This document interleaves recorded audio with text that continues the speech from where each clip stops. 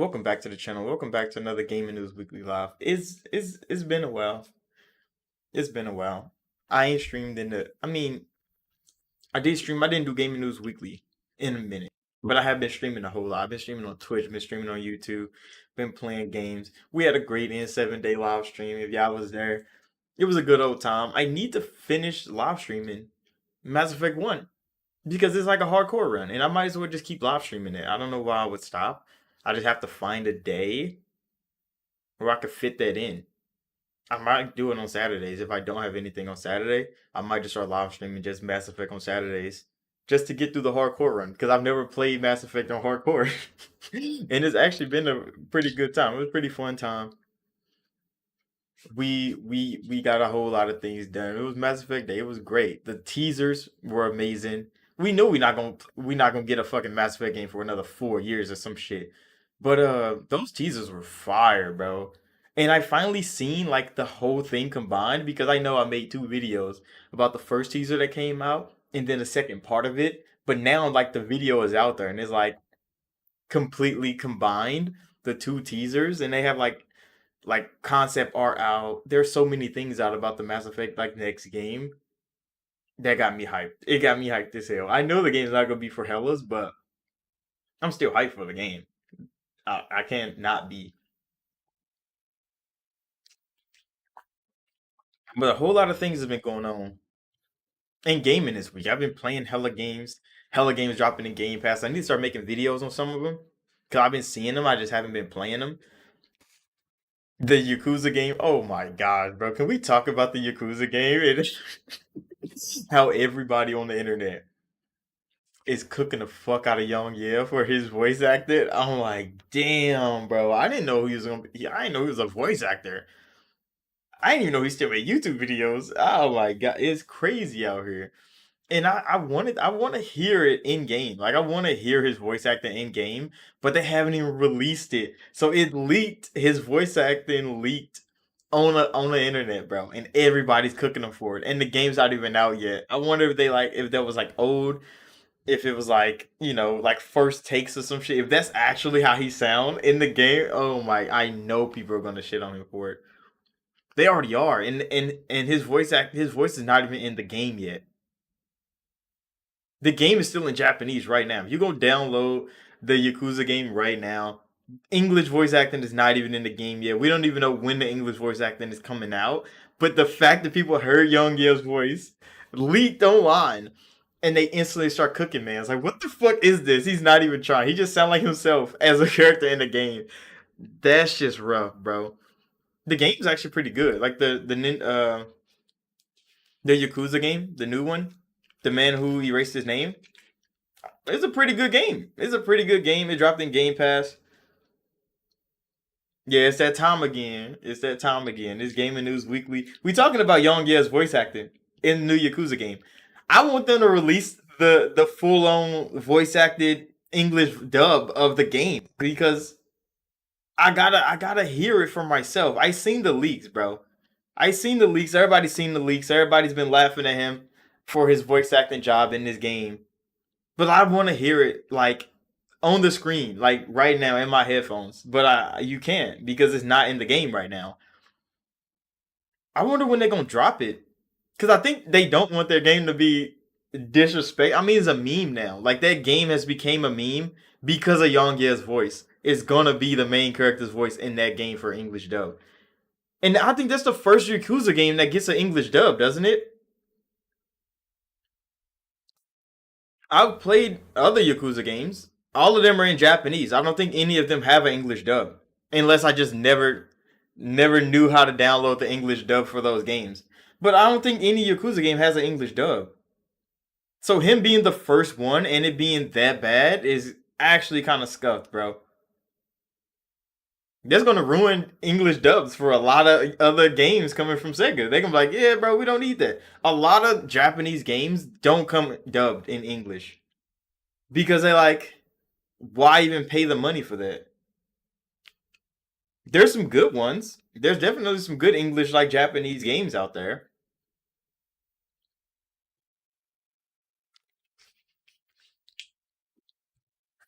Yeah, they real deal cooking him. I mean, his voice acting does sound lazy as hell, but I mean, Ida Wong in fucking in Resident Evil the remake, her voice acting sounded lazy as hell too. It sounded like she was in a bathroom, kind of like speaking to a mic in the bathroom, like she was on the phone. That's how Ida's voice sounded a couple times in the Resident Evil 4 remake. It sounded like she wasn't in a studio voice acting for the game like Leon was. And everybody got on her voice actor too. Like, what the fuck were you doing, bro? You had the laziest voice lines we've heard in recent memory. And then Young, yeah, bro. YouTube sensation. What the fuck did he do on YouTube now? I remember he used to do like reviews for games back in the day, but I don't know if he still does that. But yeah, his voice acting sounded just lazy as hell. It sounded like he was talking through a motherfucking Nokia phone, giving voice lines like he was just reading off a paper. He didn't sound like he was acting. He wasn't in character or none of that. Yeah, you should question how did he land that role? I don't know, bro. I don't know how voice actors get into voice acting. There's some amazing voice actors out there. I really enjoy some voices. Like you'll hear them in another game, and you're like, "Oh shit, I know that voice," and that's always a good thing. But like, how the hell do you get a voice acting job and then be bad at it? That's the point. That's what I'm trying to figure out. How the hell did he do so bad that the game launches without your voice in it? It leaks online that you voice acted, that you actually did voice act in the game. And then the lines that leaked were so bad that people were like, "Don't even release it. We don't even need an English dub of this game no more." After just hearing a clip of this man's voice acting, how did he get that job? I don't know, bro. He probably says it on YouTube. I forgot he made YouTube videos. High key, like I ain't heard his name in so long that when this came up, I'm like, he's a voice actor now. He used to be a YouTuber. He might still be a YouTuber, but like, how the hell did you get into voice acting and then do that bad of a job? That's just kind of scuffed, bro. But I mean, the game's good. The Japanese voices are still good. So I mean, I don't know how the other English voices sound in the game too, because I mean they only highlighted Young Ye's voice in like the leaked clips because they wanted everybody to hear how bad he was. But I mean, how does the other English voices sound in turn? Because is everybody's voice acting just dull and bland like that? We won't know until they release that dub for the game, which when are they doing it? We don't fucking know, bro. But we're gonna get into gaming news weekly because that was just some funny ass shit that happened. That was real deal funny. I heard the fucking voice lines. And I'm like, that nigga sound like he trying to fall asleep in the studio.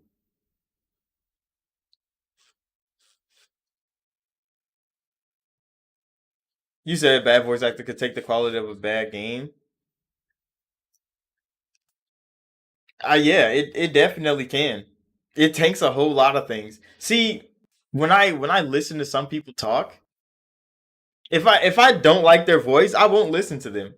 And like that's a thing that I do a lot. I know a lot of people judge a whole lot of people off their voice before anything because if you can't listen to them speak, you're not gonna watch them. You're not gonna listen to them talk at all, bro. If you don't like the sound of their voice, the way it comes out, the quality of their microphone. I mean, I could have a better quality microphone, but there's a whole lot of people you hear them say words and you're like, yeah, I'm not listening to you.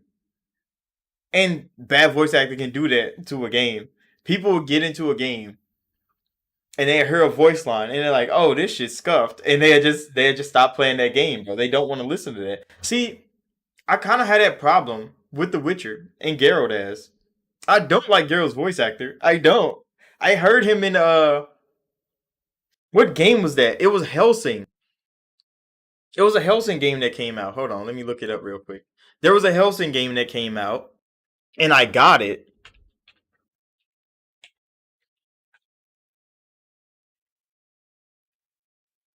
It was a Helsing game that came out, and I got it. And I mean, it's a Diablo style game, so it's like a little top down like Diablo style game, and it was cool and fun. And then that nigga start talking, and I'm like, what the fuck? It's Geralt of Rivia. And I just turned that shit off.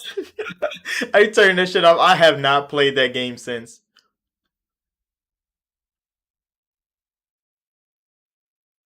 Was it a Helsing game? I thought it was. What the fuck was it called? I need to look on Xbox. Hold on. Cause I have the game. I literally own the game. I need to look this up real quick because I'm on this goddamn voice acting tangent. Go in here. Go to full library. I have hella fucking games. Perverse Ecto Fem V versus Male V. Fem Shepherd versus Male Shepherd. See, that's one of those things, bro.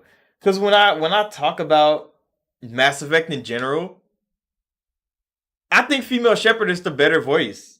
She like Jennifer Hale is the better voice, but you also got to give props to like Male Shepherd.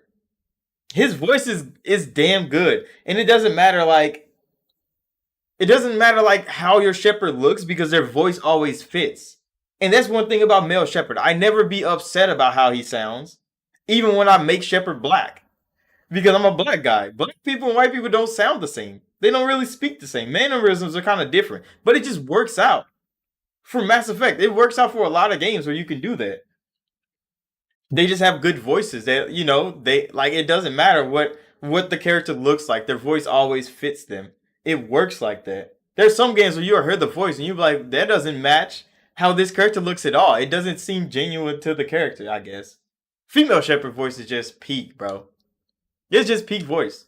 When I heard her in Halo as Spartan Palmer, I'm like, God damn. Here she is again, bro. And like, yeah, when you hear her voice anywhere, Female Shepherd's voice is just peak. Especially in the emotional times. Because I mean, like, female voices are just, they could put more emotion in their voices anyway. Males don't really put that much emotion into when they speak. So like when male Shepherd is kind of angry, he don't sound that mad. Like he sound like aggressive, but he doesn't sound that mad. But when when female Shepherd sounds mad, bro, she sound fucking pissed. Nigga, you be like, damn, I gotta calm down. But hold on, let me find this fucking game, bro. What is it called? I forget what it looks like. I'm just scrolling through my games library. I don't know if I can show my games library to people. Cause I got some low key things in here that nobody can know about. What the hell would it be called? Shit.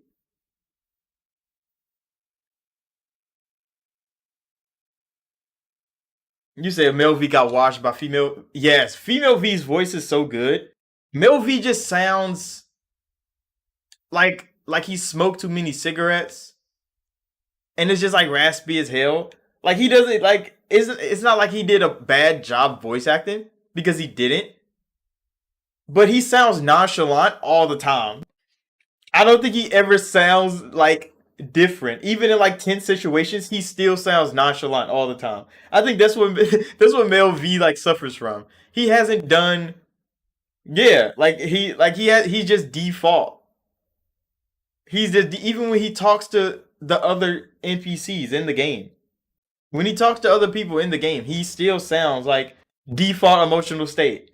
Nothing ever like his vocal range never changes in any situation at all. Female voice actors just do a better job of that than male ones. That's why most male voice acting roles they're usually playing like a generic ass like soldier guy. Well, except like Gears of War. Gears of War voice actors unmatched. Male ones, female ones, they're unmatched, bro. They do a damn good job. I'm still looking for this fucking game, bro. I forget what it's called. I forget what it fucking looks like. Well, I know what it looks like. You said now Shorty on Plague's Tale? Bro, she's real good. I don't know what the fuck. I don't like her little brother. I really get annoyed by the little brother in that game. Because I know he's a child. But why he gotta be so dumb, bro? Like, He's a kid, but I swear I just hate how you gotta like protect him. And you're like defenseless as a little girl. But yeah, she does an amazing job voice acting. And like there's games that you play where the characters like the main character isn't voiced and everybody else around them is. And those voice acting jobs be like some of the best. So you like walk around a game with a non-voice character and you like run into characters. Like you'll walk around Skyrim. There's hella good voice actors in Skyrim. Dragonborn doesn't talk. But like Jarl Balgriff, that nigga's voice actor was pristine. I mean Lydia, she says some things, but like her voice actor was pretty good. It wasn't bad. What the fuck is this game called, bro? I'm real deal, like scanning through this, bro. I'm in this hole just looking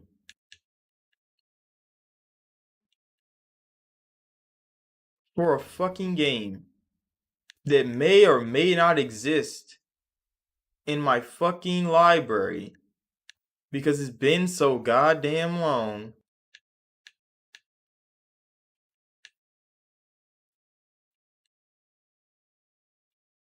I real deal don't know what the fuck it looked like. That is crazy. I forgot I played Catherine. I beat that. I beat that game.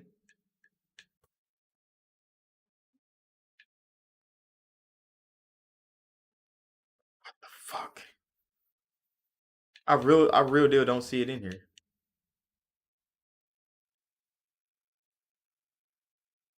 Well, shit. There's so many motherfucking games on this list.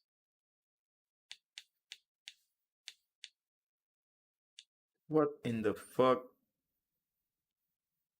I'm about to give up. I'm about to give up looking. Cause I don't know what the fuck the name of it is. If I knew the name, I could definitely just look the fucking game up.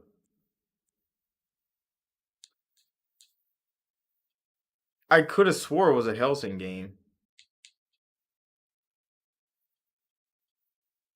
Holy shit. It's all that Geralt voice actor's fault. Made me forget that game so fast.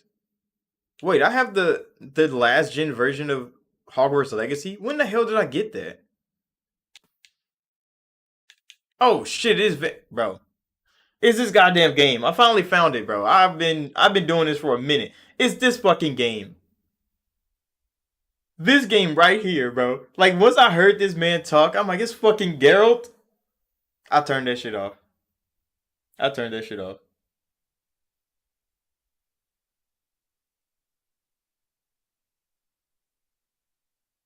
Octopath Traveler has hella good voice acting. Like those like smaller games have hella good voice acting. They have hella good voice acting. Like what is the game called with the shield? It's like fuck. It was in Game Pass for a while. Oh, I forget what it was called.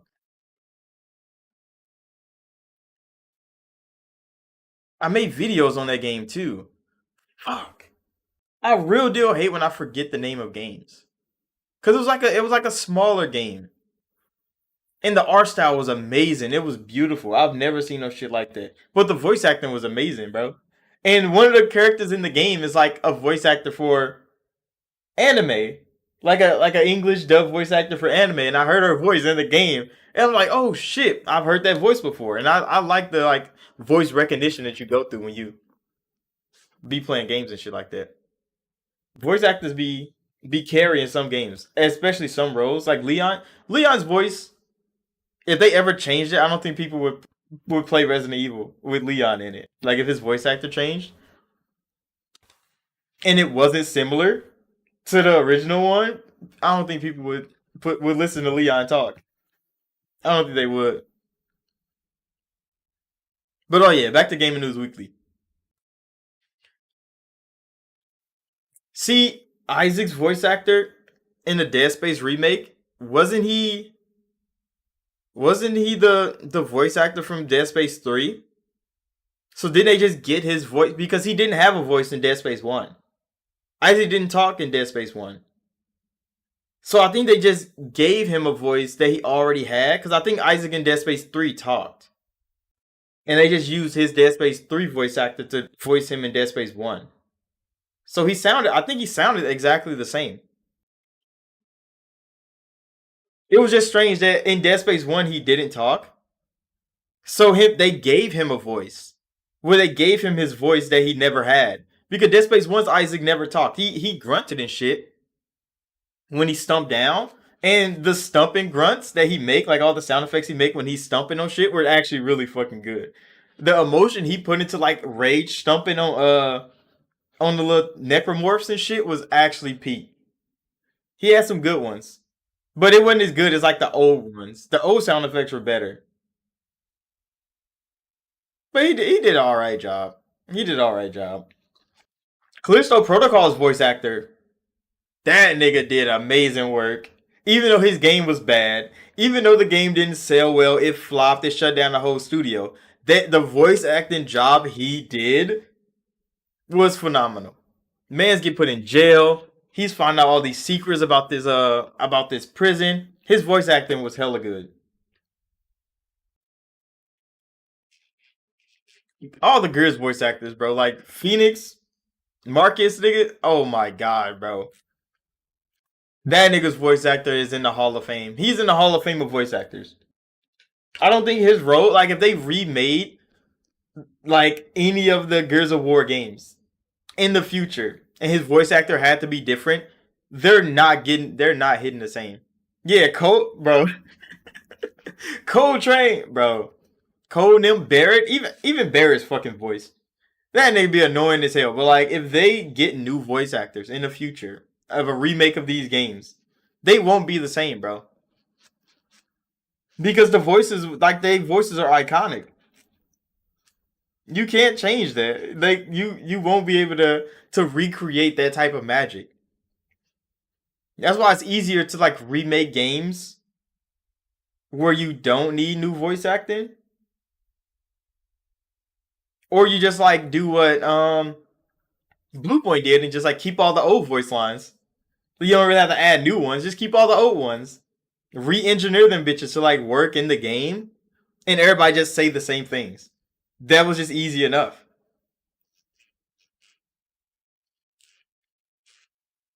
You said you was on Gears 3 the other day. I need to finish Gears 3. I never finished that one. 1 and 2, played through them bitches on like the hardest difficulty, bro. I had such a good time playing Gears 1 and 2. I never played Gears 3. Or was it Gears 4? No, I played Gears 4. Because Gears 4 is when his son, when JT. Yeah, bro, we gotta get back to Gaming News Weekly. Alright, Gaming News Weekly, bro. We gotta start. But gaming news has been I mean, it hasn't been hella gaming news this week. It's been some good gaming news.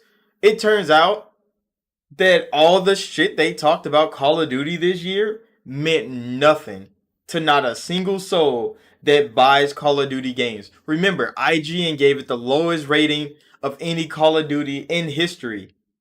They gave that, what was that PlayStation exclusive game that came out? The hot garbage one. Yeah, PlayStation is definitely going through a whole lot. We definitely gonna get into that. But Call of Duty got a lower rating than that one game that talks shit about Xbox on Twitter. I forget the name of it. Where you play like a firefighter or some shit. I don't really know. I forget. The game came out. It flopped hard as hell. It was one of the lowest rated games of all time. And they gave that game a higher score than Call of Duty this year. IGN did that shit. And now Call of Duty didn't flop. Call of Duty is the highest rated game. I mean, it's the highest selling game on every platform right now. You go on any platform except Nintendo because it's not on Nintendo yet. But if you go on Xbox, you go on PlayStation, you go on Steam, it's the number one selling game.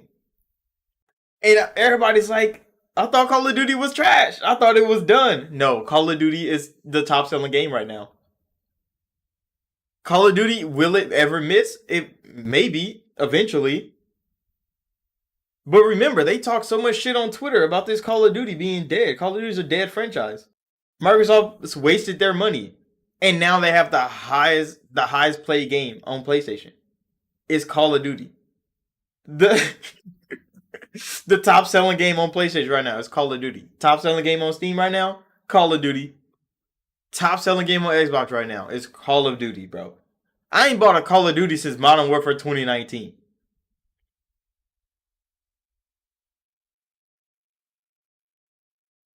Yeah, even when Call of Duty is down, it's up, bro. And it's still up. It's the top. I seen an article talking about how it took down like the internet traffic in the UK got so high when Call of Duty opened that people couldn't even use the internet. It literally broke the internet, bro. Call of Duty this year broke the internet.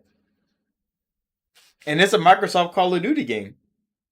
Everybody saw that IGN gave it one of the lowest ratings of all time, and they was like, "Oh, that's that Xbox shit," and it broke the internet in the UK. All the traffic to download and upload the game to play the game, nobody could use the internet because Call of Duty came out for a whole country, for a whole fucking country. That's an Xbox game now. Now that Call of Duty is getting all this high praise, nobody wants to give Xbox the credit. But when it was getting all these bad reviews, everybody was like, "Oh, this campaign is too short," when it's exactly the same length of every Call of Duty campaign before it. Okay, campaign is too short. That's Xbox's fault. It's showing up as a DLC. It's Xbox's fault. Now that it's the highest selling game already, right now, it's not Xbox's fault. It's just Call of Duty, bro. It's a cash cow. Call of Duty wins every year, bro. That's crazy. They keep doing it. How long can they do that though? Because I mean, Microsoft owns Activision now. So if the next Call of Duty hits big, it's going to be Xbox's fault, even if it's a good game or a bad game.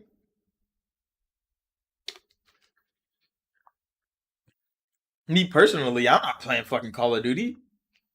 I don't give a fuck where the fuck it drops. It can drop in Game Pass day one. I might tap in. I might give it a try because I mean, yeah, it's a literal money tree, bro. They're just throwing money around. Call of Duty gains so much money. It's selling PS5s. Call of Duty literally sells PlayStations. And Xbox just gets they cut. They 75%. That 75% just keeps rolling into Microsoft. Every time they sell a motherfucking console, nigga, they boot up Call of Duty at 75% goes to Microsoft. That shit's wild. That shit's crazy. Call of Duty is doing it again. It's gonna be one of the top selling games this year. Like it always is. And people thought it was gonna be different because Microsoft bought Activision. That's crazy to think. Because it's still doing great numbers. And people are gonna be like, "Oh, it's a dead game. Look at the player count. Look at Modern Warfare 2's player count." And that motherfucker still made billions of dollars. It still made 15 billion on PlayStation alone. And look at the player count. It didn't matter. There's a select few people that spends thousands on Call of Duty every year. And it's gonna keep happening. Why? Because Call of Duty is their favorite game. And they're gonna buy it. Just like 2K basketball, Madden NFL, or people's favorite games. That's their franchise. They played it all the time. FIFA. You said there's the body and COD is the legs. Exactly, bro. That's exactly how it be. Call of Duty is just undefeated. And PlayStation made it like that. That's exactly what happened, bro. If Sony didn't put Call of Duty on a pedestal during the PlayStation 4 generation, COD would not be this strong. Call of Duty would not be this strong. Because remember, Battlefield and Halo were actually peak performing shooters during the 360 era. Then right when the PlayStation 4, Xbox One era started, Xbox fell off, Halo fell off, Battlefield kind of start putting themselves in a weird light because they start going to Battlefield 1, Battlefield fucking Hardline. They start doing all these random ass Battlefield games, not sticking to the Battlefield 3, Battlefield 4 core. They lost it. Call of Duty took over. Them and PlayStation, hand in hand, nigga, hooked arms, skipping down the street, making billions. And then Microsoft was like, "Yeah, bro, let us take that cash cow off your hands, Sony. You don't need all that money over there." And now Sony's just paying Microsoft for their best-selling game on their platform. But it's not all bad because Sony has 50 million units sold for PS5. He's I do even better. I said Titanfall 2 is competing too. Titanfall 2 was like Titanfall in general was a great fucking franchise. See, EA is what fucked up Titanfall. Because remember, they dropped Titanfall, Star Wars, and Battlefield weeks apart. All in November. And then it was like, oh, Titanfall isn't meeting fucking player numbers. It wasn't meeting standards. And it's like, bitch, you literally dropped Star Wars, Titanfall, and Battlefield in the same fucking month.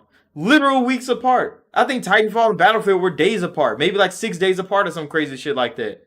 And you expect Titanfall 2 to succeed where you implanted it to fail. And Call of Duty launched like a week before. And then Titanfall got snuffed. And that's EA's fault, bro. But then Respawn spent that shit, made fucking Apex, and blew the hell up on the free-to-play scene. So, I mean, Respawn didn't fail too hard. But Titanfall definitely got axed for no reason. Titanfall got axed for zero reason at all. Besides it just launching in the most stacked month to ever exist in shooting game history, bro. It launched in one of the most stacked months in game history. So many games launched that November. And then Titanfall they just fell to the wayside. I mean, I played Titanfall. I also played Jedi Fallen Order.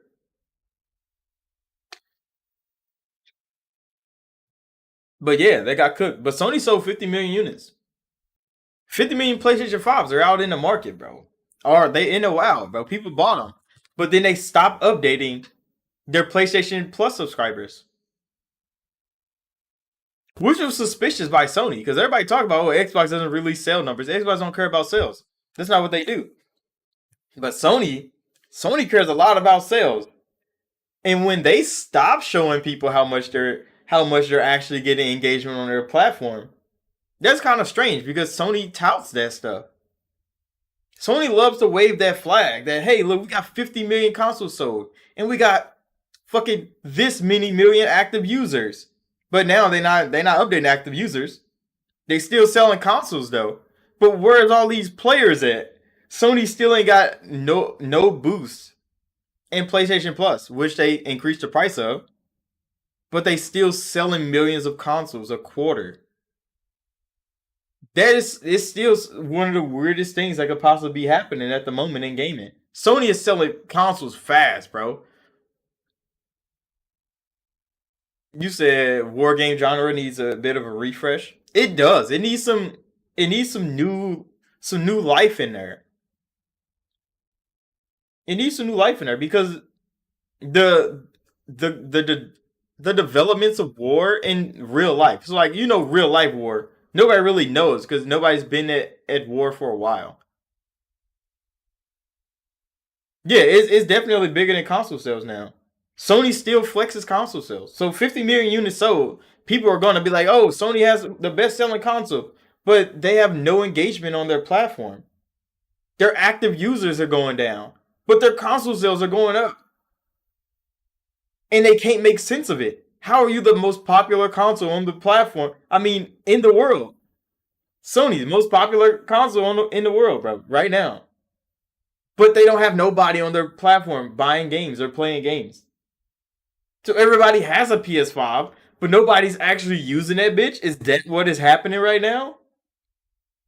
Because Microsoft, on the other hand, I mean, if they only sold 40 million consoles and they have 30 million fucking Game Pass subscribers, those numbers are pretty fucking good, bro. Those numbers are pretty fucking good. If everybody bought a PS5 and they're not using it, but everybody that bought an Xbox, more than half of them have Game Pass. Microsoft numbers are adding up. They might not be what Microsoft wants because they always be like, "Oh, you didn't hit sales targets again," because they want more people. They always want more people, but it's not like they're not getting people. It is strange to see 50 million PlayStation 5s are out there, but only 3 million people bought Spider-Man. What? What the fuck does that mean, Sony? 50 million consoles sold. 3 million of them actually like Spider-Man. That's kind of wild. That's kind of crazy. But then you look at Xbox's side. If they got 30 million consoles sold, that's lovely. Xbox sold 30 million consoles. The first week Starfield was out, they had 10 million people in their game across the two platforms, PC and Xbox. That's engagement. That is engagement right there. That's how you make money. Engagement is how you made money all this time. That's why Sony is pushing live service games. Because they want to boost their engagement. They want to get more people to play games. But we can get into the live service thing because Sony is axing 6 of them. 6 of their live service games, probably the ones they didn't announce yet, are getting the axe. They're axing 6 of them. They're delayed 6 other ones because they want to work on them more to get them good to actually launch on the platform. But yeah, Sony's axing 6 of those live service games. Who knows if The Last of Us Factions is one of the ones that got axed or one of the ones that got delayed. Because, everybody's getting laid off at Sony. The live service push is definitely killing the platform. A lot of people don't like it, but this is what PlayStation is doing. This is what Sony is doing for them. Because they're trying to make more money outside of selling Spider-Man. Outside of making fucking God of War over and over again.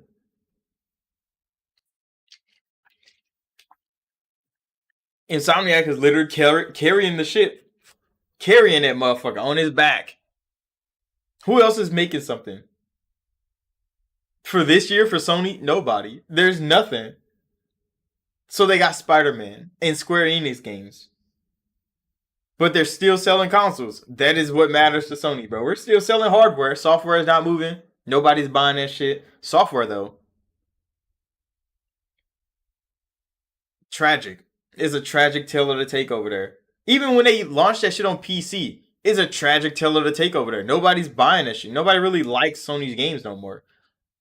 They need a new formula. They need to shake that shit up too, just like the shooter genre. They need to shake it up. They need to get some new genres over there, not just third-person action game. I've seen so many people enjoying Spider-Man and pissed about it at the same time. That's a thing only a Sony game could do to somebody. Because how can you be on here playing Spider-Man, zipping around, flipping and shit, enjoying yourself, you get in combat and you're annoyed? You're like, I keep hitting the same fucking move over and over again. They can't do a combo. They do the same finishers. And it's like, come on now, bro. The only thing they added was gadgets, nigga. That's it. That's tragic. That's tragic. But yeah, Sony's been laying off a whole lot of people, bro. It's 5 studios at PlayStation right now hit with layoffs.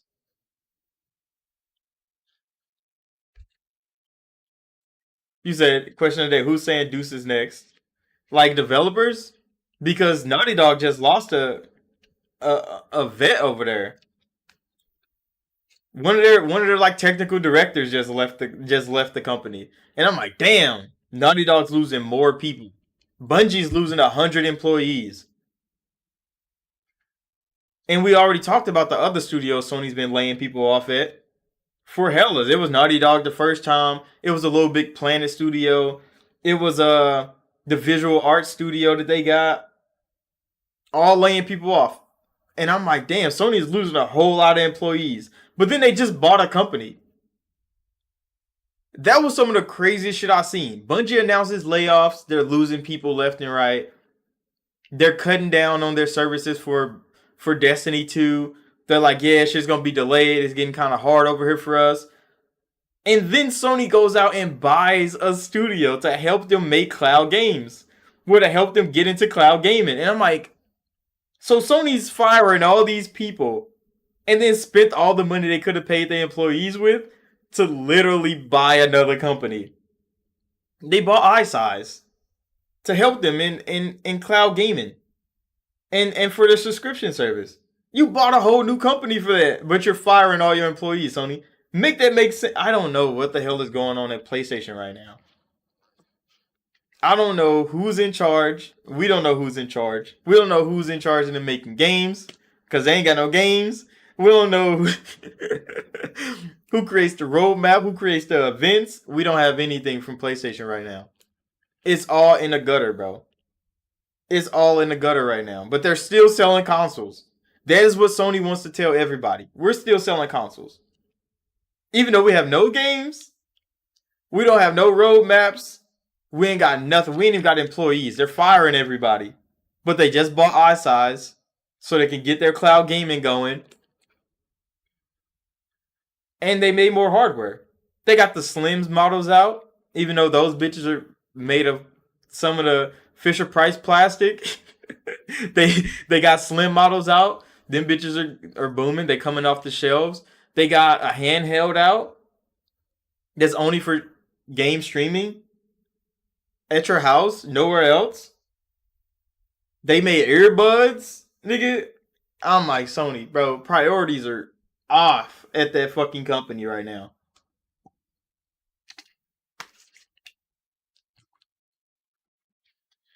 But Sony's not the only people laying people off. Embracer Group is firing a whole lot of people, closing down a whole lot of studios. They're trying to sell Gearbox, which they just bought Gearbox like a couple years ago, didn't they? When they released the Tiny Tina games, they released those on the Embracer. But now they're trying to sell Gearbox. Gearbox is out the door. They're shutting down a couple studios. They shut down Volition after they released a badass Saints Row reboot. And they're shutting down the studio Free Radical, which they just built that studio to remake Time Splitters, which I was so hyped Time Splitters was coming back because that was a shooter back in the day that I enjoyed hellas. I played the fuck out of Time Splitters. I have the old ones, the OG Xbox versions of those games on Xbox right now. Backwards compatible. I have the games. I enjoyed the fuck out that franchise. So when I heard it was coming back, I was hyped.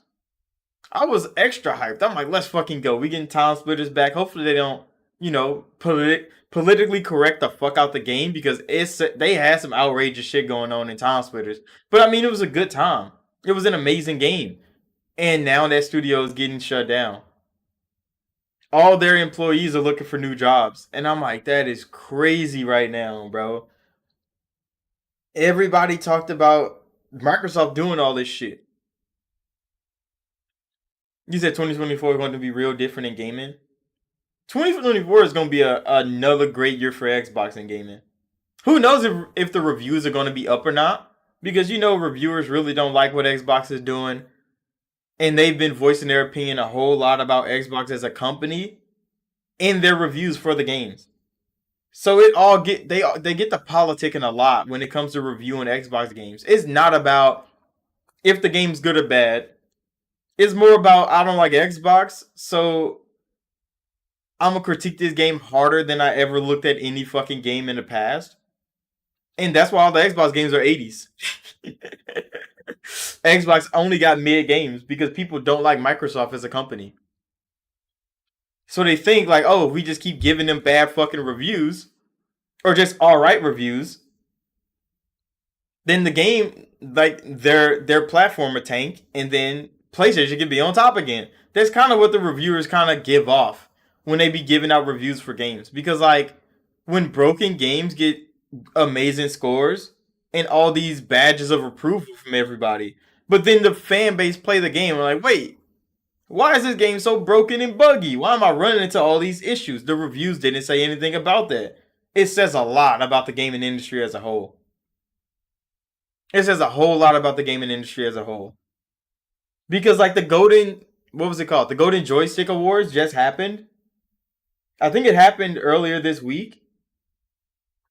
And Baldur's Gate swept, nigga. Baldur's Gate took on so many awards. I made that video earlier about fucking Screen Rant. Talking about Baldur's Gate's fucking post-game fucking improvements to their game. and how Starfield need to be doing it. What? Starfield wasn't broken as fuck. But you're saying them having to fix their whole fucking game means something. It's crazy. But Starfield did win like top Xbox Game of the Year or something like that. Of course, it's gonna win Xbox Game of the Year. It was on Xbox. Is it gonna win like Game of the Year as a whole? No. Starfield's not winning it because it's an Xbox game. But yeah, I'm excited about 2024. There's some big games coming out. Hellblade's coming. Nigga, Avowed is coming. Avowed is gonna be such a good fucking game. Obsidian back at it again is gonna be a fun time for everybody. I don't know if Clockwork is coming out next year. I did hear a couple rumors that Clockwork is coming out earlier.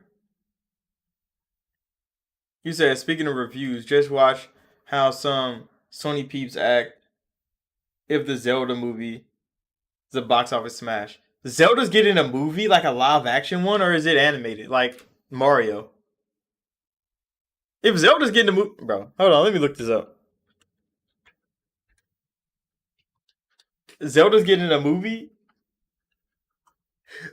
I mean, Disney need to be looking at that because if Nintendo is shitting on Sony and shitting on fucking Disney in box office. They have been. The Mario movie was a fucking hit. The Pokemon movie was a hit. Nintendo is cooking the fuck out of people.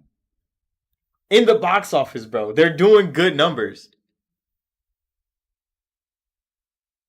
Oh, all the critics are saying the Zelda movie is a bad idea. Of course, y'all critics say that. But what about that badass what was it called? Uncharted movie. Nobody want to bring that shit the fuck up? The badass Gran Turismo movie? Nobody want to bring that shit up as a badass idea?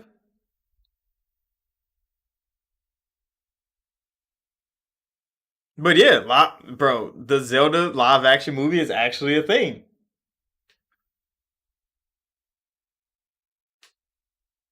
Yeah, bro. It's kind of wild. But I mean, Microsoft is the ones that struggle with making live action versions of their stuff. Cause I mean, like Sony really didn't have to do shit with Spider-Man. I mean, they did. Like Tobey and them carried back in the day. So Spider-Man is already a big recognizable name, and Sony kind of has that in the bag. Venom, they did an amazing job with Venom though. The casting for Venom, the writing for Venom, the story they're telling with Venom has all been amazing from Sony. I give them props on that. Everything else though, the fuck, nigga, that shit's trash, nigga. They make that. I mean, I guess the Last of Us TV show was nigga glazed the hell. They glazed the fuck out of Last of Us TV show. But I mean, I guess it's HBO more than Sony. He said, "Look who's making the movie." It's Nintendo and Sony, ain't it? Sony Pictures.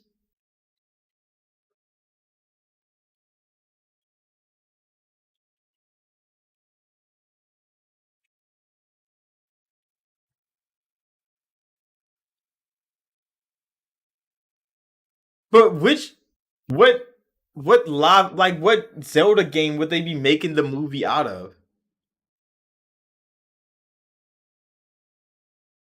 Oh, it's the ones that made Spider Man. Oh, that's smart. Hey, Nintendo, they know what they're doing, bro. Because the one that made Venom and Spider Man, that's probably Sony's best fucking team. And they're getting that producers that helped them make the Zelda movie. That makes sense. But you know all the shit movies that that Sony has. Fucking Morbius, the weird ass movie for Craven. But I mean, Venom and Spider Man is some of their best movies from Sony. You have to give them credit. Venom has always been an amazing little thing. The Ed Hardy and him, that shit has been good. So if that team is working on the Zelda movie, I don't know what the fuck it's gonna be about though. Cause it's in early talks from what I'm seeing right here. So I mean, I don't think they have an idea on what the movie's gonna be about.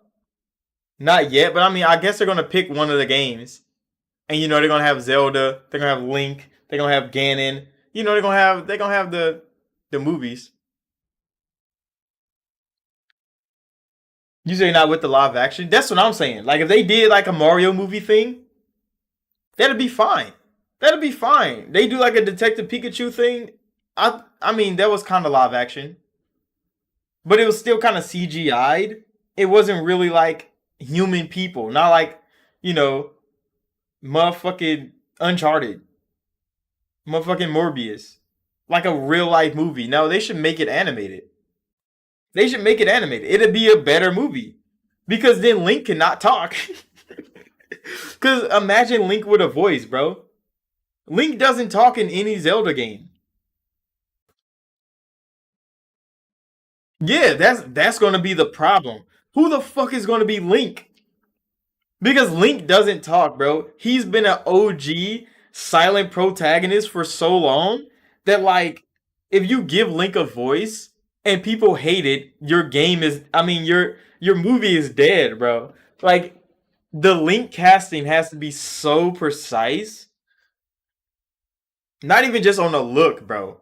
Not even just on the look, but on the fucking voice. Like if you're gonna have Link in a game and he speaks, he's gonna have voice lines. That's a hard task. But I mean, the Venom voice actor, I mean, the Venom like producers did a damn good job on casting Venom's voice, Ed Hardy to play that nigga. And I mean, the cast around him is good. Even the Carnage casting, the voice for Carnage, fucking Willie Harrison playing Carnage like human side. I forget his name, like his alter ego. But they're real good at that. So I mean, they picked a good team to build this movie. It's just like you gave them a real hard task on finding a person to play Link, finding a person to play Zelda, because Zelda has to be in there. Like even if they show her like one time, like you still got to have Zelda in the fucking game. I mean in the movie somewhere. She has to be there. And like if Ganon is actually the villain, who the fuck is gonna play big ass Ganondorf?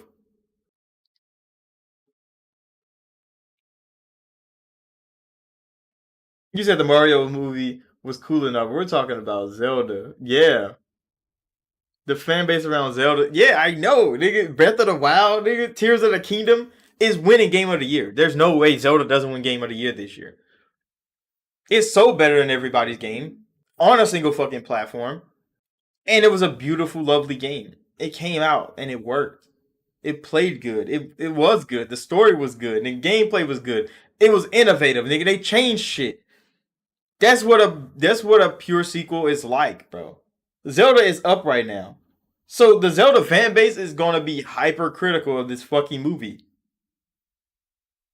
It has to do everything right. And it's like, how do you I can't see I can't even see Zelda and link them in like a live action setting.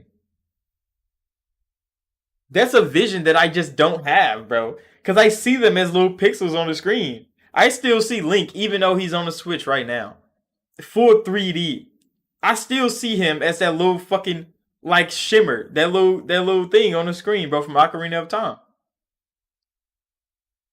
Just little pixels on the screen. Like that I still remember that. Well, I guess he was kind of 3D back then. He wasn't full 3D back then. I think he was kind of 3D back then. I still remember the back in the day, bro.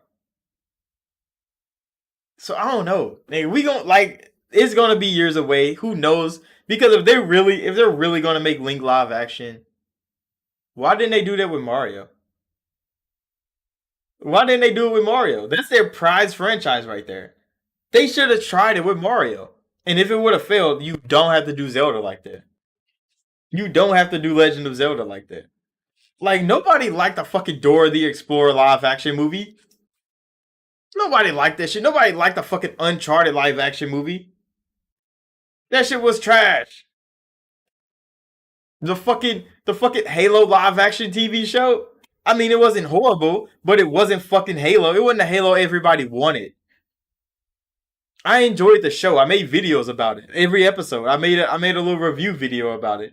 But like the Halo TV show wasn't wasn't horrible because the show was bad. It was horrible because it wasn't what no fan wanted from the show. No fan wanted Master Chief to be unhelmet, unbattled, having fucking emotional problems, bro. Nobody wanted that from Chief. Everybody wanted this man jumping out of fucking pelicans, landing on a planet, nigga wiping whole armies. That's what we wanted to see, and we got that on the last episode. When Chief was fucking brain dead. So yeah, it's one of those things, bro. That like nobody's gonna see eye to eye on a fucking live action Zelda. Nintendo's gonna have a hard time getting people to actually want to see it and actually making it good because like Zelda has some good stories. How do those play out live action? We don't fucking know. We still gotta talk about casting, bro. You said Uncharted going live action made sense. I mean, it made sense in a reality that Nathan Drake was already a character to be depicted because we already had Indiana Jones, we already had Tomb Raider.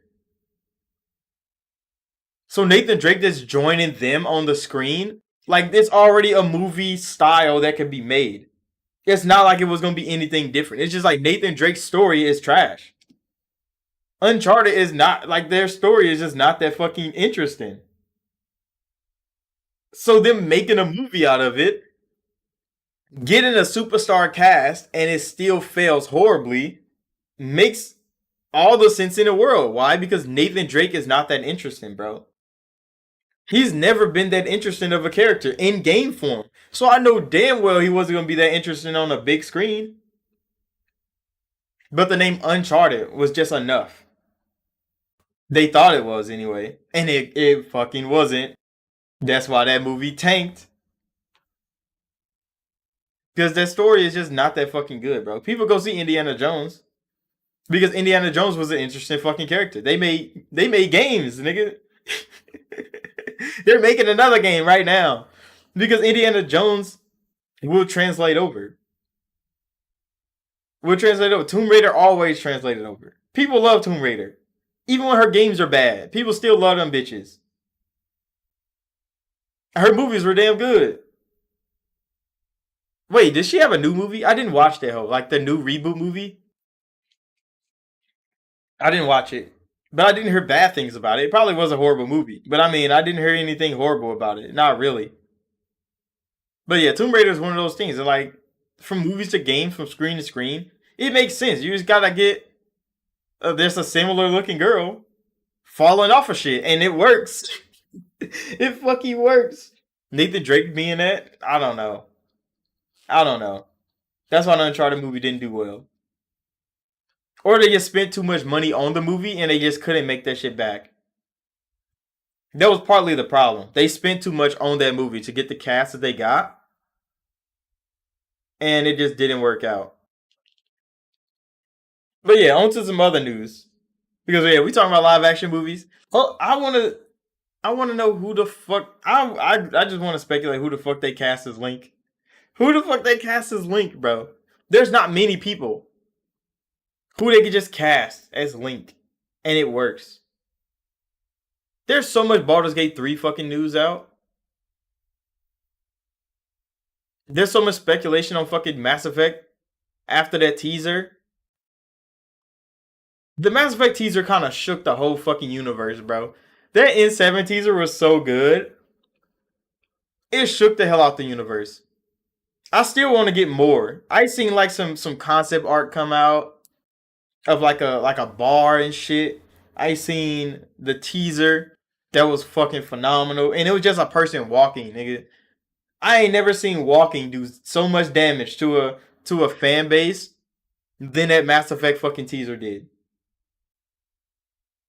I still want to see some breakdowns. I need to watch some breakdowns of it. I need to break it down myself because I finally seen the whole video.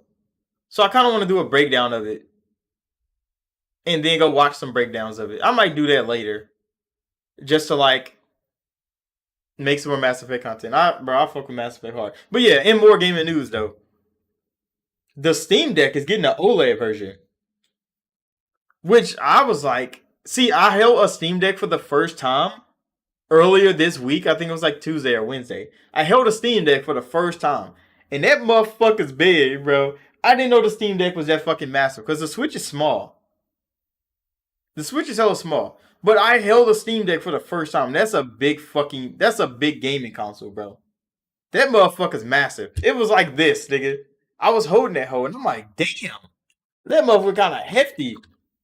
And I played some Baldur's Gate 3 on it.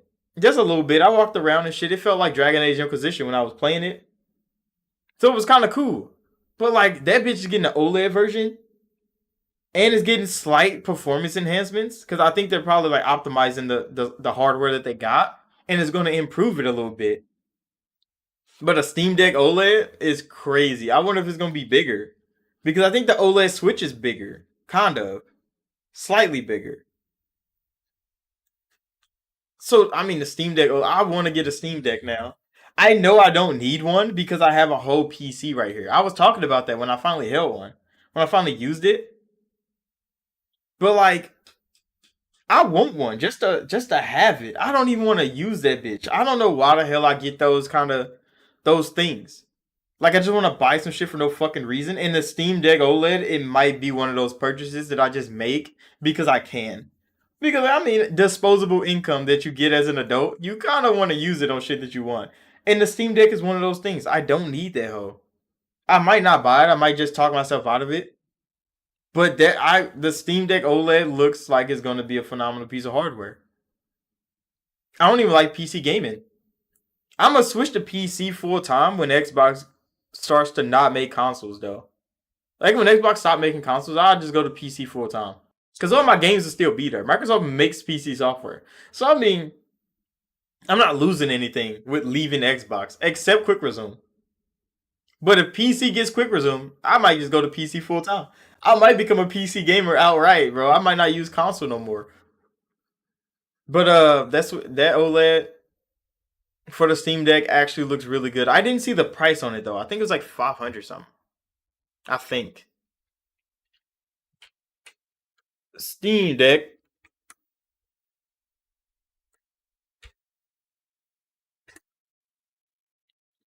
How much is that bitch gonna cost? I gotta look that up.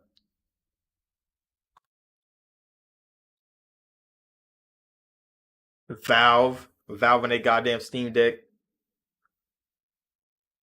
It comes out next fucking week. Oh shit, it comes out next week. Oh, it depends on how much storage you want in it.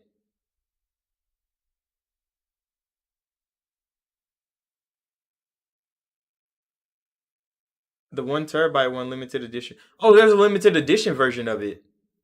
But it's like $700. That's not bad. I mean, that's not bad. 12-hour battery life? That's kind of scuffed. I mean, it doesn't look bad. They got limited edition wraps on there, a case.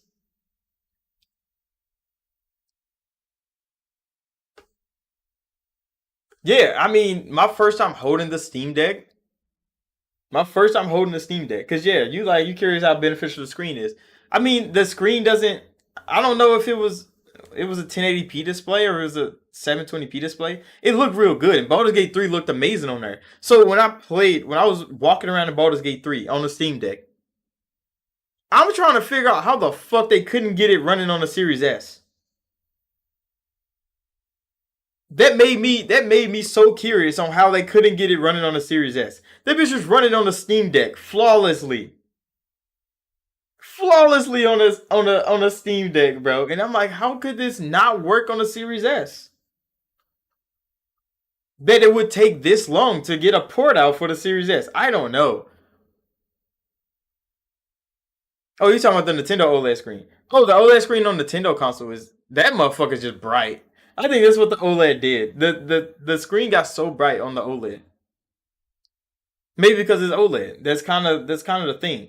The peak brightness levels and like the darkness levels on there are better. Like the nits that they have in the back of the screen to disperse color is what is improved with OLED screens. It's not really that like the screen is any better, higher quality anyway. Because I mean, you're still gonna have to have some high quality games to play to actually see it. But like the screen itself is like how the Retina display is on like an iPhone or something like that. Like it's just the way the screens disperse the light and how vibrant the colors can get on there. Because it's not a high, what do you call it? A high fidelity screen. It's not like a 4K display in a handheld form. I think it's still like a 1080p display. It's just going to be like the OLED screen is going to let more color come out to give you more detail in 1080p. It's not going to be like, oh, is a new 1440p OLED display or is a 4K OLED display. Like no, like the resolution is still low as hell. It's probably pushing 720p to 1080p, something in that range. It just the screen is higher quality, so it just looks a little bit better than if you had an old ass 1080p TV screen versus a new OLED 1080p TV screen. It's just the way the colors disperse on the thing to give out, brighter colors and detail. That's why I don't have a Switch OLED because I mean I don't use the Switch much anyway. I use it in dock form a couple times because I just bring it in here and play games real quick. I play Fire Emblem on there, but other than that, like I don't really touch the Switch. I don't really touch the Switch. But yeah, we gotta talk about Xbox, bro. Xbox announced a partnership with in-world AI, and Twitter was going fucking crazy, bro. I seen this the other day, and I'm like, why is everybody so upset? Microsoft has a partnership with in-world AI. And they're like, "Oh, you're going to be taking our jobs. You're going to be firing developers." And I'm like, "Sony's firing developers right now, and nobody's upset about that. They're literally firing hundreds and hundreds of fucking employees right now. Nobody's complaining about that. There were like Sony developers actively on Twitter saying Microsoft partnering with them is going to hurt the gaming industry." And I'm like, "Your bosses are literally firing people left and right." And they're buying a new company while they're doing it. It's so crazy to see that type of reaction on Twitter to some shit Xbox is doing. And Sony already has AI technology running on their things, bro. And it's like that is wild. That is crazy. And I mean, InWorld is just gonna help people make NPCs and help flesh out worlds. People already playing procedurally generated games.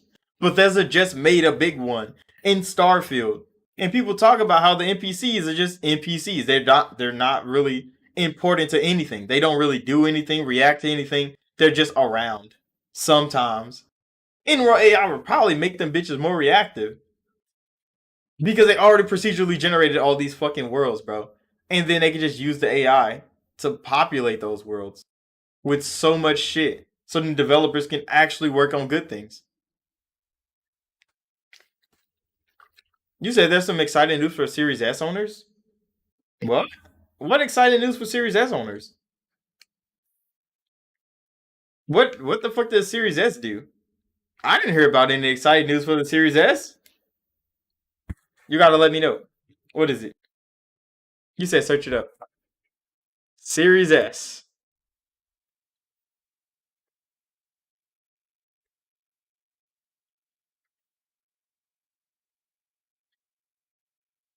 Yeah, I'm trying to find some Series S news because you really don't hear anything about the fucking Xbox Series S.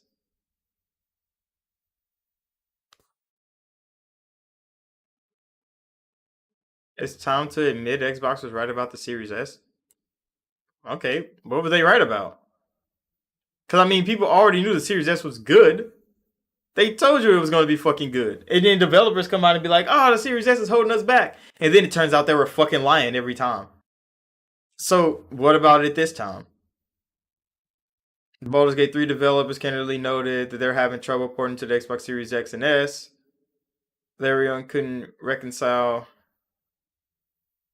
freaking Baldur's Gate 3 couch co-op, feature parity clause with Series S, spec sheet, episode layout. Yeah, because Microsoft took parity clause out. But then the Series X version of the game never came out. And it's like, I thought y'all said the Series X version of the game was done. It's just the Series S one was the one holding things back, and the Series X still doesn't have Baldur's Gate. And the Series S is still getting worked on. So I'm like, was Larian Studios' complaints actually valid or not?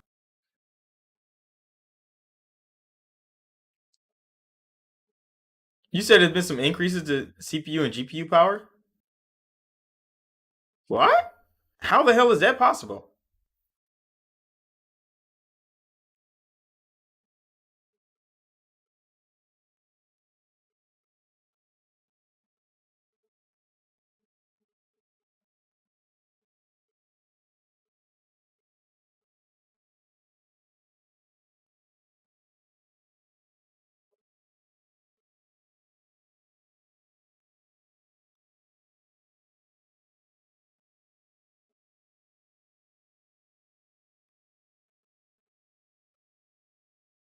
There's been some increases. When the hell did that happen?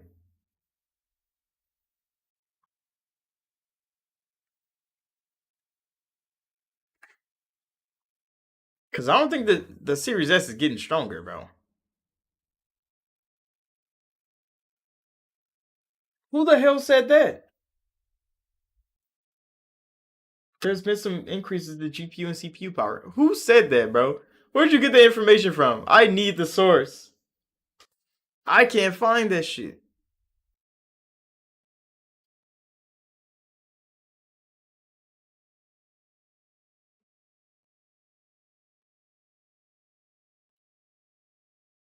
Xbox Series X and Starfield have failed. But I know what Microsoft will try next. Readers feature. Of course, bro. There's always some crazy ass readers feature.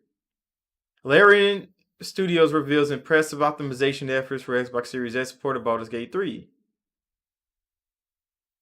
So they're learning to optimize their game because they have to optimize their game.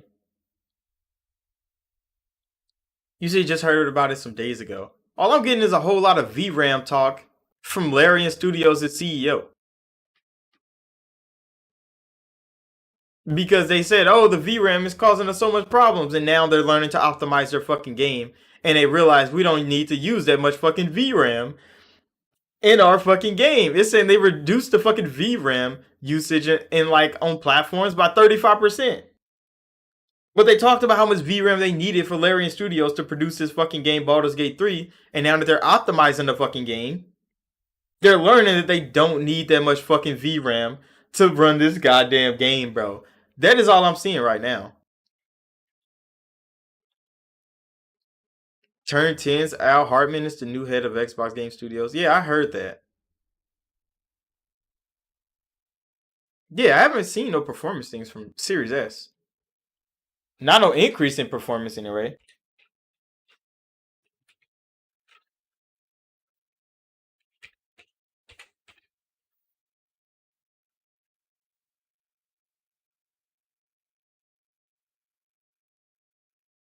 Yeah, they just talking about the fucking VRAM optimization. I don't think they got. Yeah, I don't think they actually got no more because like the Series S isn't as underpowered as people think it is because it just looks underpowered when you talk about technology. But then when you see shit running on the Steam Deck, which is actually underpowered, it says a whole lot about how much people understand about the technology in the Series S.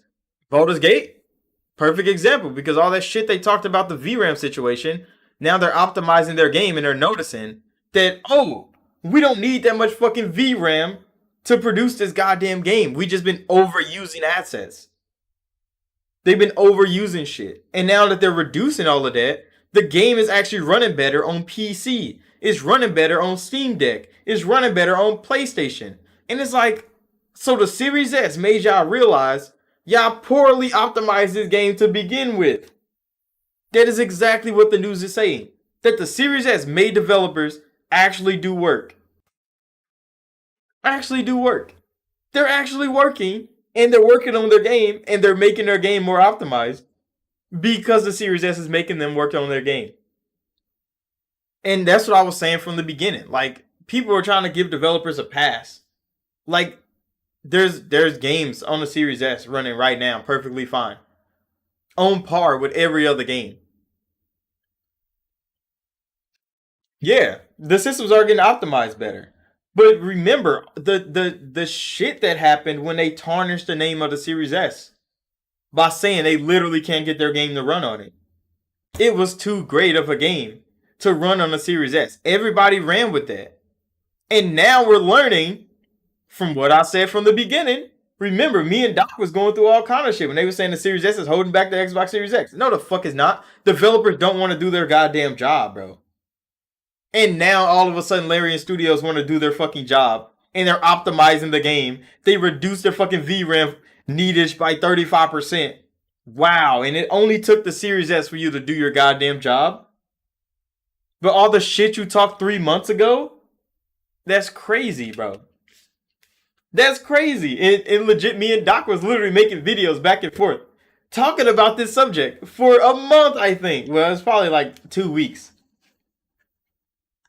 And then Microsoft even bent the knee to them and was like, okay, you don't have to put parity on it. And now I bet that feature can run on the Series S. I bet split screen can run on the Series S. Because fucking Diablo 4 can do it. And Diablo 4 has a lot more shit going on. And it's online, bro. And it can do that on the Series S. But Larian Studios single player game couldn't. That, come on now. I knew it was bullshit from the beginning, bro.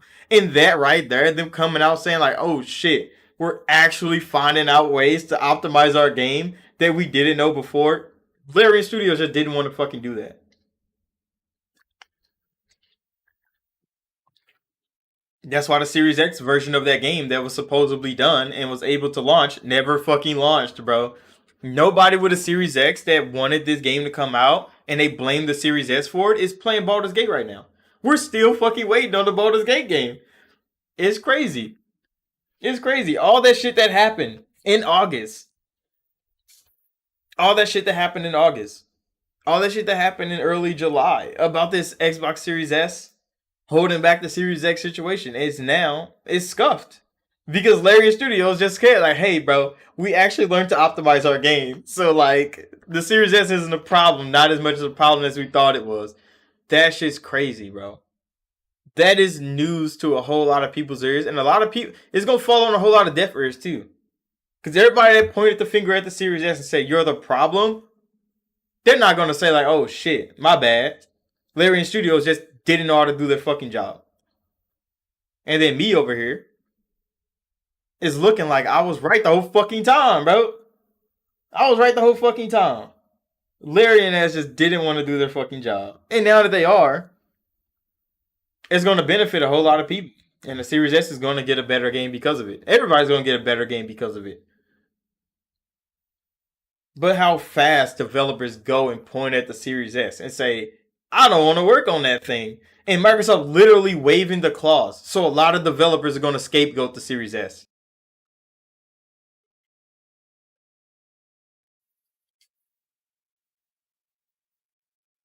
Yeah, it goes to show a lot of people shit on the Series S, bro. They gave months of people shitting on the Series S. That even Microsoft themselves was like, we'll waive the fucking clause. They waived the clause for parity. They literally waived the clause for parity for Baldur's Gate. And they didn't fucking need to. They didn't fucking need to. Because every other developer didn't use the Series S as a scapegoat. They got that motherfucker working and running and launched it. But Larian Studios were just the outlier. That everybody thought like, oh, their game is just too great. And it turns out they just don't know how to do their fucking job. Goddamn. That is crazy. That is phenomenal to hear though. Yeah, just like the Switch. Because everybody talk about, oh, the Switch is so underpowered. But how many fucking Game of the Year candidates does the Switch have?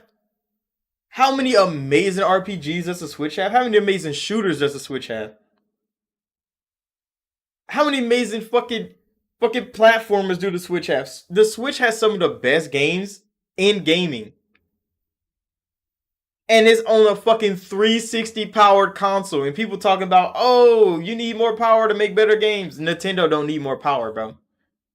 They have amazing development studios who understands their job. And their job is to make good games. And they go and they take that job and they fucking perform it. That's all Nintendo has, bro. They do. Nintendo developers are the best on the planet. Because they went from making Wii games to making motherfucking handheld DS games to making Switch games. And they haven't fucking missed. They haven't missed, nigga. With the power of the Switch, we've got two amazing Zelda RPGs. Two of them. With the power of the fucking Switch. They have Doom Eternal on that bitch. Moving good speed. In all its shooting glory. On the same platform as a PlayStation, an Xbox, and a PC. And people are talking about what? Yeah, even Alien Isolation, bro. Even Alien Isolation, and people talk about power, nigga. No, these developers can do it. They can definitely do it. That's why all the bullshit with PlayStation 5's SSD, like that has been the fakest shit you can ever hear come out of a developer's mouth. And every time they're proven wrong. That SSD did what for you? And then you look at the game on another platform, he was like, that was a fucking lie. It's just the standard gamer, the casual gamer doesn't know what the fuck they're talking about anyway. All the technologically advanced shit that developers say is jargon. So if you're not a part of that kind of community, you won't know what the fuck they're talking about. You won't know what they're referencing.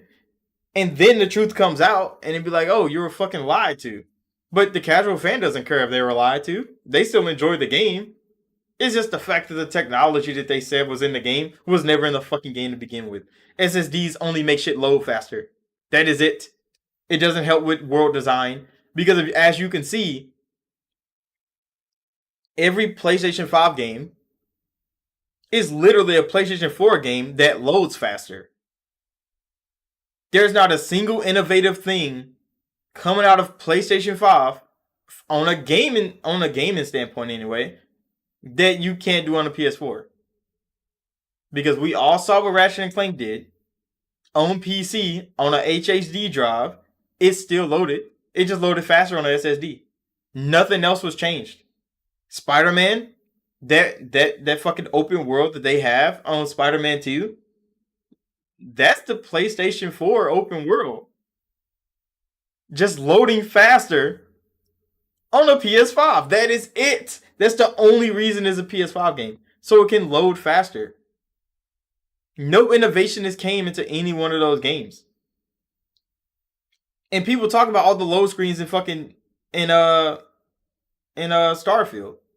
Those load screens would have still been there on PlayStation. People don't understand that. Because all the SSD is going to make those load screens go faster. But Starfield is so fucking big. So much technology went into Starfield being Starfield that those load screens was the only thing keeping that game put together, bro. Because it has so much loading going on. So much object permanence. The sun, the whole solar systems are revolving in real time all the time. It doesn't stop just because you're doing something different. It's craziness. All that underlying technology that Starfield had, that's innovation. And nobody give that credit where credit's due. Why? Because it had load screens. Yes, that means they're pushing the boundaries of technology. Something Spider-Man wasn't doing. It just literally made a PS4 game run faster, load faster. And they're like, yep, we're good. It's done. Crazy.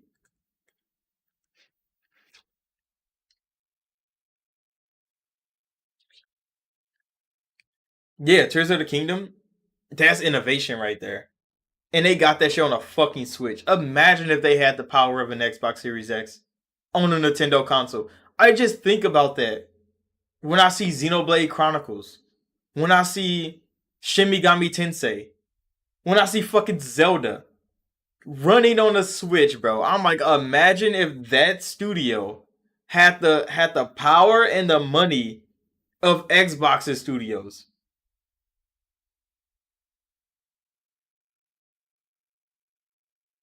Oh yeah, on the fucking yeah, they got little SD cards, bro. You get a Switch game on an SD card, nigga. We got big ass Blu-ray disc.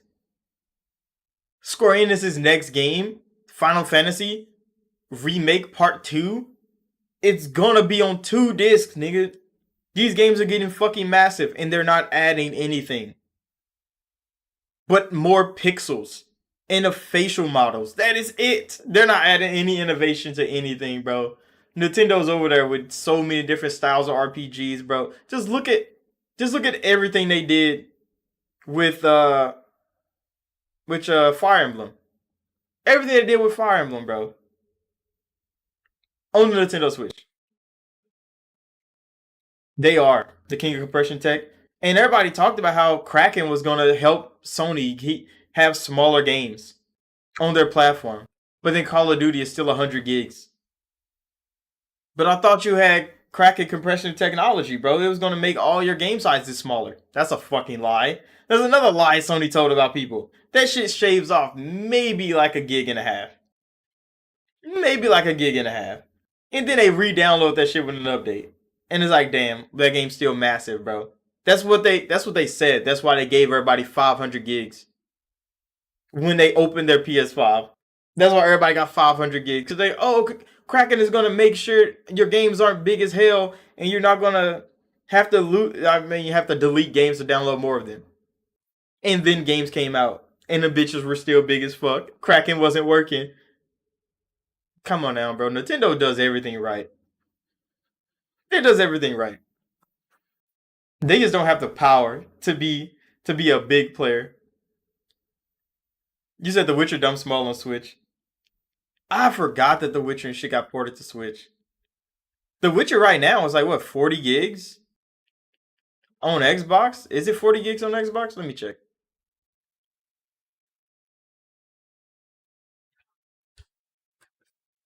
Cause I have what Game of the Year edition. So I mean it came with all the DLC. Where are you, Witcher?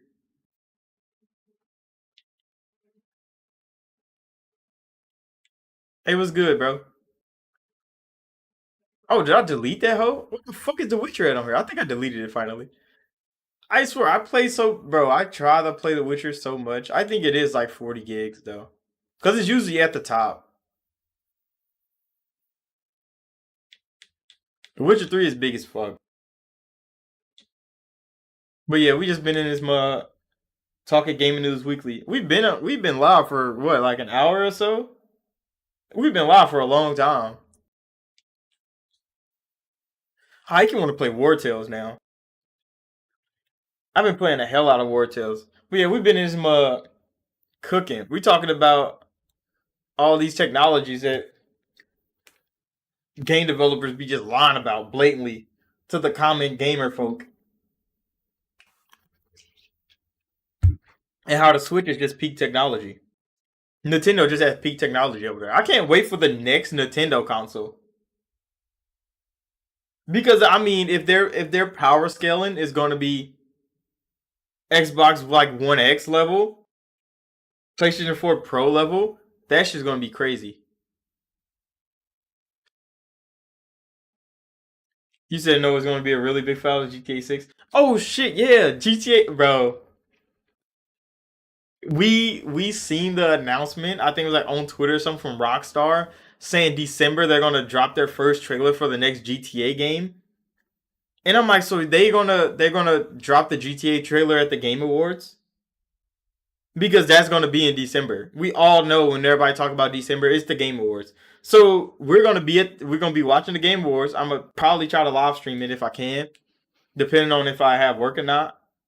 I'm gonna definitely live stream the Game Awards, and GTA 6 is gonna be announced. That shit's gonna be good, bro. If they're dropping their first trailer, I wonder when the game comes out. Is this still gonna be 2 years away, or is it coming next year? 2024 GTA 6, that shit's gonna be massive, and I know people are gonna be upset about the game. It's gonna be so many outrageous things coming out about GTA 6 that I mean, it's gonna be crazy. You say you call it 90 gigs at minimum. See, how big is GTA 5 right now? Because if GTA 5 is over 100, I'm gonna have to go over 100 to start GTA 6. I'm gonna have to go over 100 because I know they're gonna be packing so many things into this fucking game.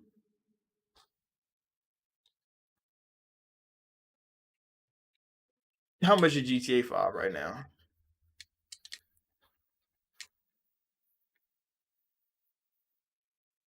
What the hell is GTA Plus? Oh, that's where all the GTA games are. I forgot that was a thing.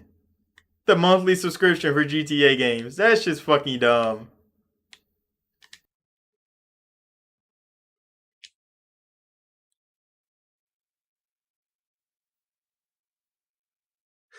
Is GTA 5 not for sale no more? What the fuck? I can't look up GTA 5 right now. What the fuck is going on? Nowhere Manor has a demo. I don't know what that is, but I think I want to play it. What the fuck is GTA on this bitch? I know it's still in top play games. There's no way it's not. Yeah, it's right here. What the fuck? They real deal just will not let me look this bitch up. How many gigs is this? Oh, it's only 84 to start. So yeah, over 90. Yeah, that makes sense. It's 84 to start. I think GTA will definitely be over 90. GTA 6 is gonna be at least 100 gig game. Cause I think Starfield is like 100. It's gonna be like 100 gig game for sure, bro. I can see that now. I just want to know what the new trailer is gonna be. You said it depends on how ambitious they're going. I mean, with 10 years of GTA 5, they got a lot of data to go on to make GTA 6. GTA 5 was 10 years long, bro. They have a whole lot of data. That's like Bethesda and Skyrim. Like Skyrim lasts for 11 years. That means the next Elder Scrolls game has so much data to build off. And people thought like Starfield was going to be the next evolution of that. But yeah, like no, the next Elder Scrolls game has 11 years of Skyrim data to build off to make the next Elder Scrolls game. So GTA 5 being 10 years old. Yes, GTA 5 came out on a 360, nigga, on a PS3, and it lasts 10 years. I think it came out in 2013. This is 2023. This is literally the 10-year mark of GTA 5. And now GTA 6 is getting a trailer. That means everything they've learned for 10 years, 3 generations of consoles, is going into GTA 6. There's no way it's not. That means the ambition has to be through the fucking roof. Who knows how the story and the characters pan out, because those things are always isolated outside of GTA as a realm of possibility. But in terms of interactions in the world of GTA, you know damn well that 10 years has been full of seeing what the modders did to the game, what the fans did in the game, and what the developers want to put in the game. And all 3 of those things are going to be in GTA. The next GTA, anyway. Because all the shit they added with online. You said I joke about The Last of Us being a milk of us. See, the thing about GTA is when you, in terms of being milked,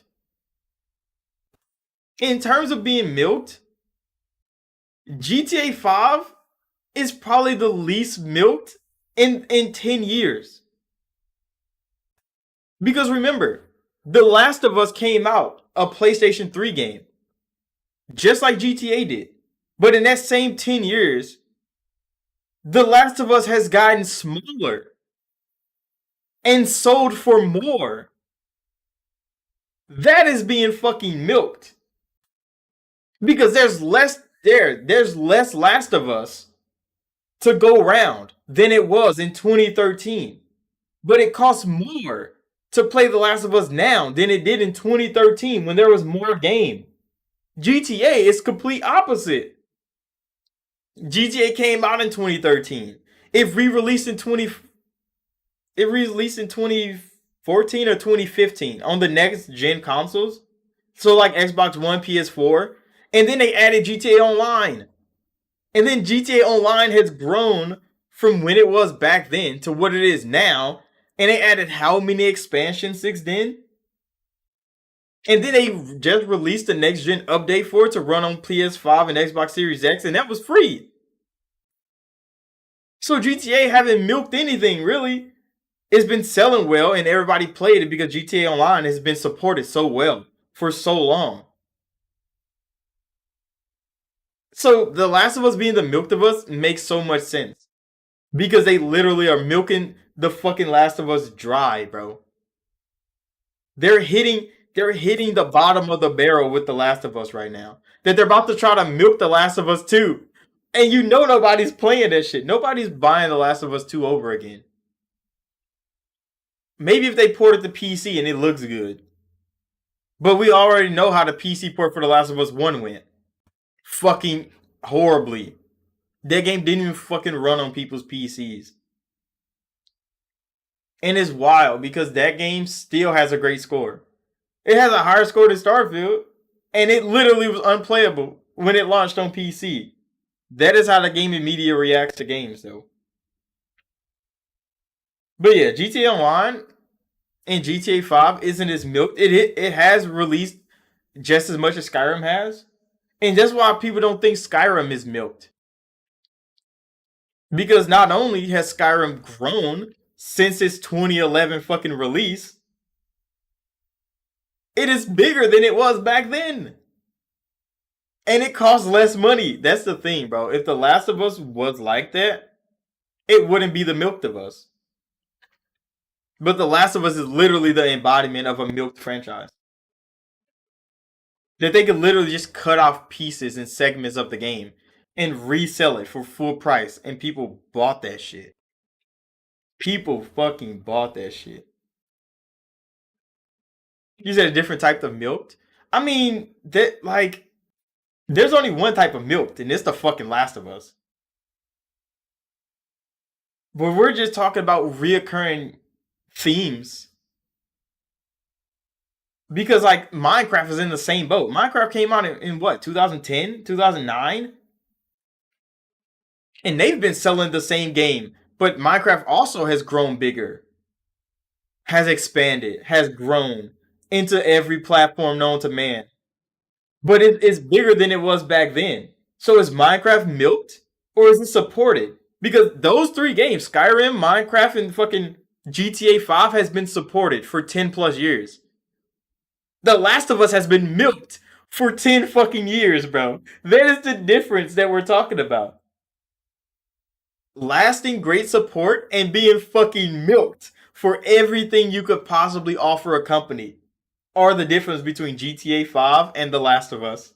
That is exactly what it is. Because when The Last of Us came out, again, it reoccurred. PlayStation 3, PlayStation 4, it was less of a game than it was on PS3.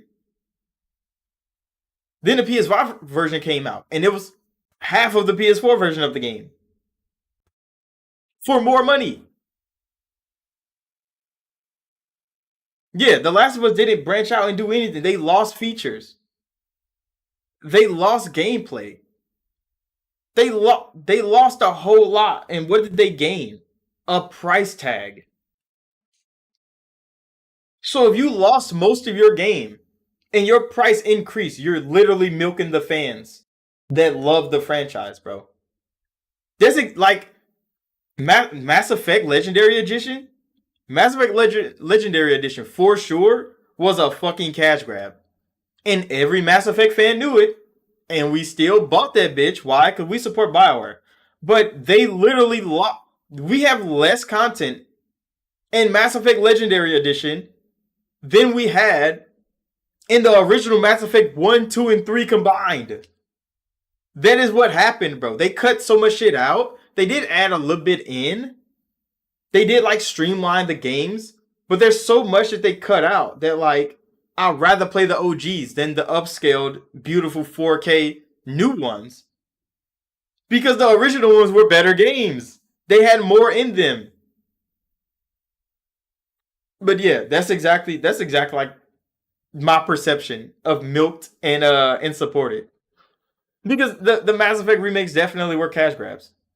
We had less of the game that we have less of the original BioWare in the Mass Effect Legendary Edition. Division anyway. Bro, I need to make a video. I finally got the You know the digital art books and shit that they say that you get when you like buy games digitally. I finally have that for Mass Effect. I finally have that. I need to make a video and like show y'all what some of it says because I looked at it a little bit and I'm like the OG Bioware was amazing. Like I enjoyed them so much that I don't know if the new Bioware can hold up. I don't know if the new Bioware can hold up. Not really. I'm still gonna play the next Mass Effect, play the next Dragon Age. Hopefully they're great games. But the old Bioware, the way they spoke about shit in the game. Oh man, I gotta show y'all that shit. I gotta make a video. This gonna be for another time. What else do we gotta talk about on Gaming News Weekly? Because I kind of left off on a tangent. I think that's it. I think we covered everything. Call of Duty, Time Splitters. Oh no, WB. So speaking of fucking live service games, because we know Sony's cutting down on theirs, WB is thinking they should just they should just go live service.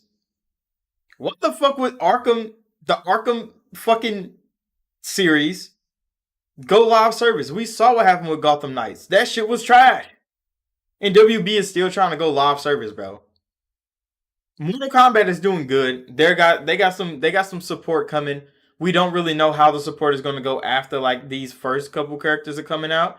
Everybody's enjoying Omni Man and shit. He's coming to the game. Peacemaker's coming to the game. Homelander's coming to the game.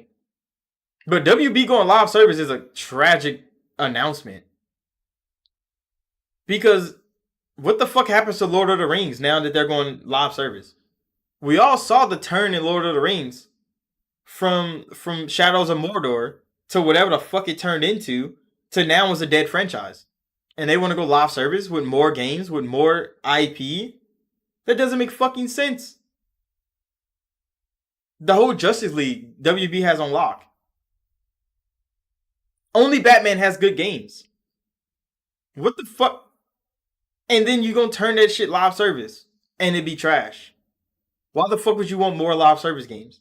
They want to boost engagement of WB games. They want to extend the longevity of WB games so they can keep making money off of them. That's what the live service model has always been.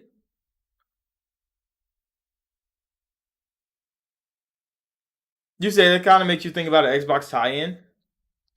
Not yet, anyway. But remember, WB was up for sale, and Microsoft tried to buy them. But then I think that like Discovery and WB like combined, they like merged into one thing, and they became WB Discovery. So Microsoft couldn't buy WB to get Batman as their superhero game. So Xbox was trying to buy WB a while back, way back, before all the Bethesda and Activision shit happened, because Microsoft wanted a superhero to be Xbox's superhero. It was gonna be fucking Batman. We didn't get him. Microsoft didn't shoot that bucket and make it. They missed. So WB trying to go live service sounds like a horrible idea. Because isn't Suicide Squad coming from WB as well? I think it is. Because Rocksteady is WB. So Suicide Squad, which is already getting delayed back to back to back delays, is a live service game. Exactly how Gotham Knights was. And those are two games that struggled to get out the door. And when they did, one of them anyway, Gotham Knights, it fell flat on its face. It completely splattered. It was horrible. Nobody wanted to buy it. Nobody wanted to play it. It wasn't renowned as a great game.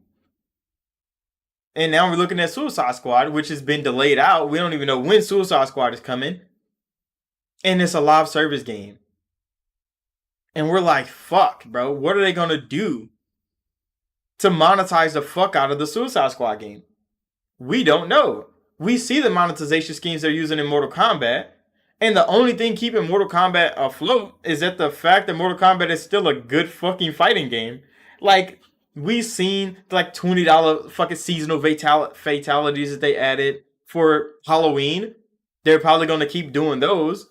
But those are like, optional buys. They're not really pushing that shit on people. All the cosmetics they have in the game. Like, we see the terms of monetization that they're pushing. into these game franchises that they want to just keep making money off of them long term. It's just Mortal Kombat is one of those games where like you can have monetization sitting in the background and people won't be upset because it's in the background. But once you start pushing it to the forefront, is when it becomes a problem.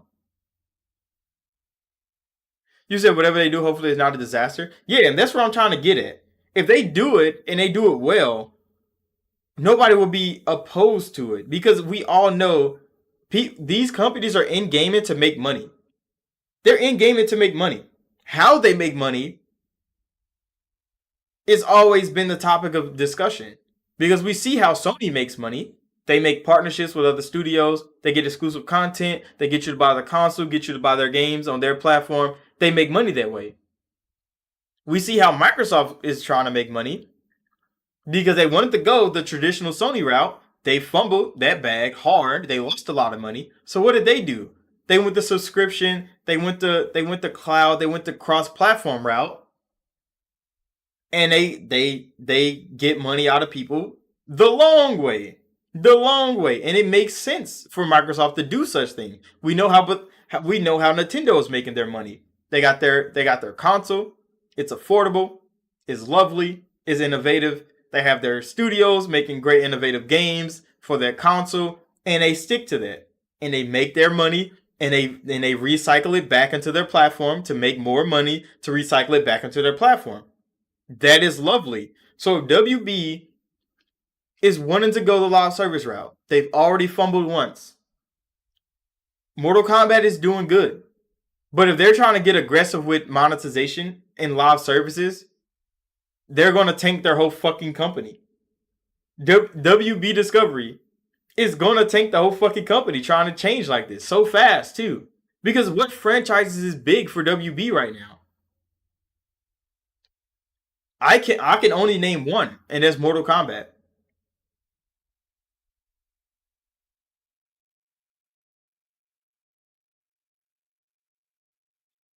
Hold on, I missed that.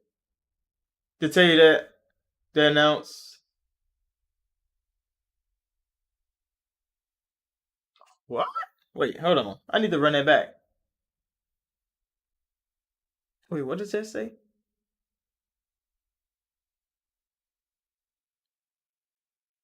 A9 Mutationum? What is that? Hold on, let me look it up. You said it's on Xbox now. What is that though? I think I've seen it once before, but like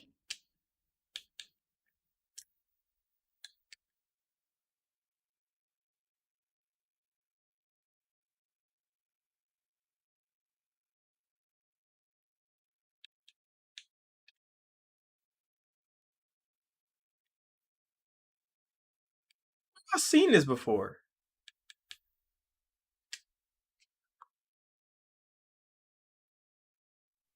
This game. Where have I seen this before?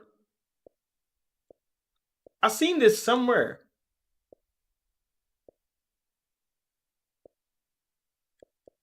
It looks kind of cool. I'm not even gonna fake it.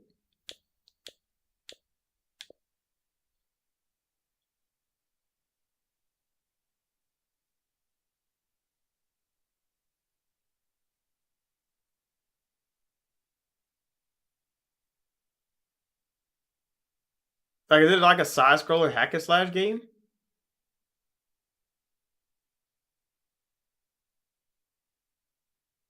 Oh, it is.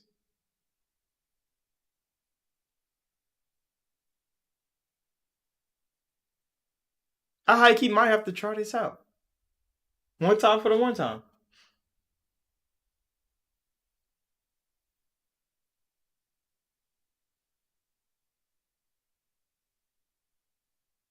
They got outfits, peak game, flying cars. What the fuck?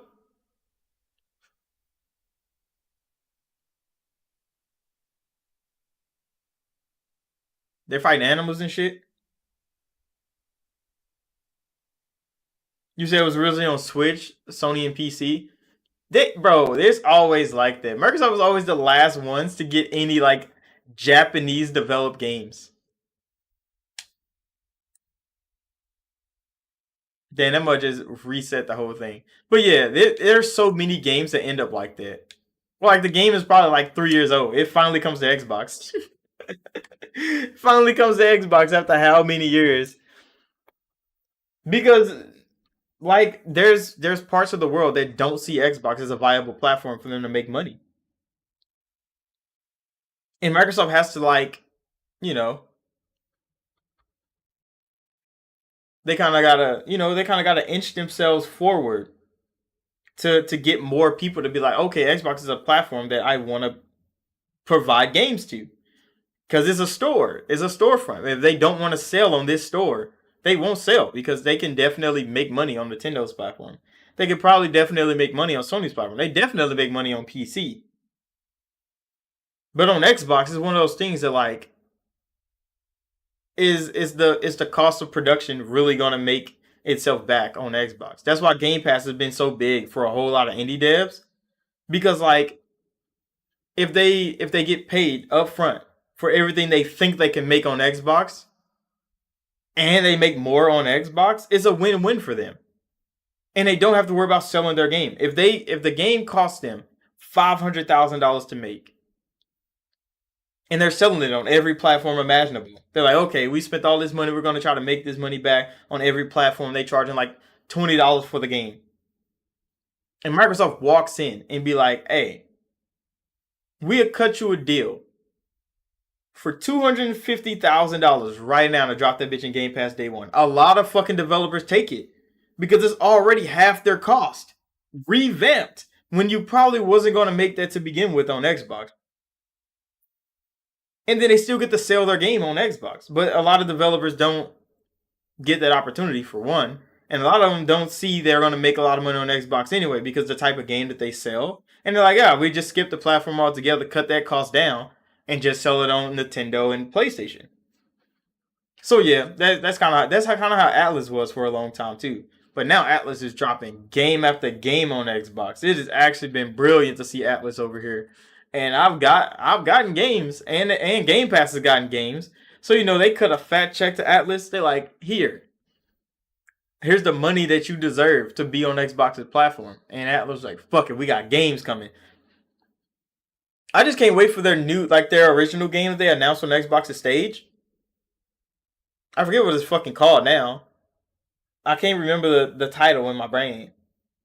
But I can't wait for more details on that game. I know that Persona 3 Remake is coming, is right around the corner. Persona 5 Tactica is coming, is right around the corner. But that new game that they announced, I'm looking forward to this shit. Because it looked kind of crazy. That shit was kind of wild. But yeah, back on topic, bro. Because WB, what games do they have on tap? Like right now, we need to look at WB games. What games do they got? Oh, Hogwarts Legacy. Yeah, that was a WB game. So, I mean, they have one of the biggest games of the year in Hogwarts Legacy, which is not a live service game. They have Legos. Holy shit. I forgot they have Legos. So, what games do they have that are monetizable? They have Mortal Kombat, which they're monetizing. We know that. They have mobile games that they're monetizing. Gotham Knights, they failed to make that live service. That shit was scuffed. Nobody cared. Back for Blood, they shut down already. Multiverses, is that the Smash Bros. Clone?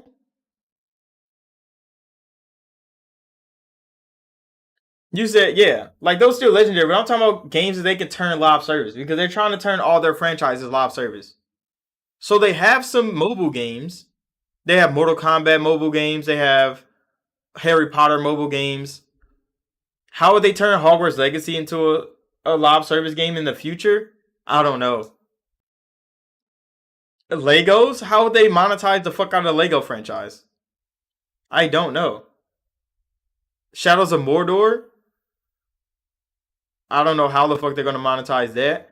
Wait, they have the fucking Game of Thrones IP at WB? And they haven't made a AAA game yet?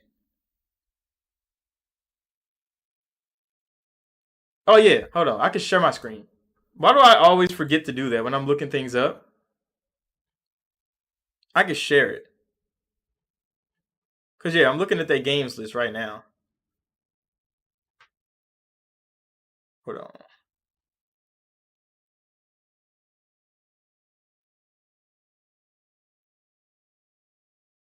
But yeah, I'm looking at this games list right now. Hold on, let me fix that a little bit. And they have some franchises on tap. It's not like they don't have some heavy hitters over here. It's just like how many of these can translate into a live service game and it doesn't tank the fucking franchise? That's where we at the moment right now. How many of these games can actually be monetized and it doesn't tank the franchise? It doesn't ruin the fans, the fan base. It doesn't ruin how the game flows because they want to monetize a certain aspect. Mortal Kombat is working. It's working at the moment. And it launched on Switch, but it had a bad Switch port. But I think they cleaned that up now. But Mortal Kombat 1 is working. It was a top selling game. It has some monetization. Some people like it, some people doesn't. They have some mobile games. They're going to monetize the fuck out of those. We understand that. They went live service with Batman, with Gotham Knights. That didn't work. We all know that did not work out. How would they turn Hogwarts into a live service game? We don't know. I don't think that'll fucking work out unless they make it multiplayer. If it's like a multiplayer like Hogwarts Legacy like world game, I don't know. They could try to make an MMO. Maybe. They could probably work out.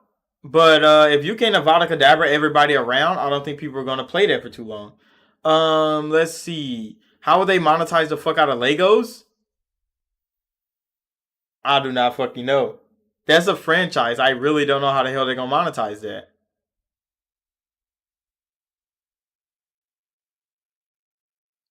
Back for Blood is already a dead game. I mean, Back for Blood, they killed it already. They already stopped supporting this game. So Back for Blood isn't getting any more support. So they killed it. Back for Blood is dead. They still sell it. They still have the content that's in it, but they don't support the game further. So like the live service aspect of Back for Blood is dead. Yeah. So they killed this game already. Which is yeah. So they killed Gotham Knights support and they killed Back for Blood support. Those are two live service games that they had that already failed. Mortal Kombat is working at the moment. It's working. But what else can work? Shadows of Mordor is already a dead franchise. They don't make more Shadows of Mordor games. So the Middle Earth franchise is kind of gone. Legos, I don't know how the hell they would make Legos live service. Because it's Lego. How would they perform that task? That's something that we really have to see from them. Injustice Mobile, they probably monetize the fuck out of that. You can see it's like card based and power based, energy based. So you know they probably monetize the fuck out of this game. That makes sense. It's a mobile game.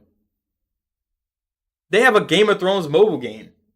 How have they not turned Game of Thrones into a AAA game yet? That doesn't make sense. You could be of the Night's Watch. They could literally make a Night's Watch game and you just be fighting White Walkers like behind the wall. You can literally be doing that shit. It'd be another fucking zombie game, but like you can put a great story in there. It could be before the time of Jon Snow and shit. But you really just, give your life to the black and you be in that bitch fighting White Walkers, exploring the fucking beyond the wall lands. That would be a good fucking game. I didn't even know Cars had a game. Not a new game. Driven to Win? I never even heard of this. Batman has a VR game? I didn't know that. Then like all their old games. So like these are the franchises that they got. Then they have like careers and studios. What studios do y'all have?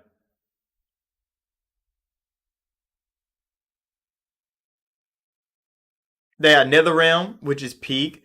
Avalanche, which is alright. Monolith, which is what is Monolith making right now? They got TT Games, which makes what you call it, all the Lego games. They got Rocksteady, who is fumbling a bag right now, making a what is it called? Damn, how did I forget the Justice League game? I mean the Suicide Squad game. So these are their franchise. These are their studios. Summer's making mobile games. We know NetherRealm is making Mortal Kombat. They're always hitting. Monolith, we don't know what the fuck they're doing. Avalanche, they published Hogwarts Legacy. I don't think they made it. They published it, I think. And TT Games, they make good Lego games. Who the fuck can make live service games on their team? Nobody except NetherRealm. But fighting games have their thing. Yeah, it's pretty dry out here. So I really don't know why they making a live service push. Y'all don't have teams to make live service games and they work because they haven't made one good one yet. That's why Sony's like, yeah, bro, we should probably not go live service. That's why they're cutting their live service from 12 to 6. And they still delayed the other 6.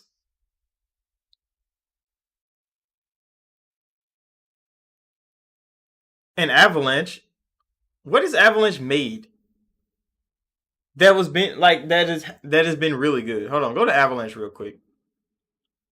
What have they made that has actually been really good? I don't remember. Their office, their teams. I don't care about none of this. What games have y'all made? Software jobs. I don't care about that. Oh, it don't show what games they made. I'll probably have to look that up separately on what games Avalanche has made.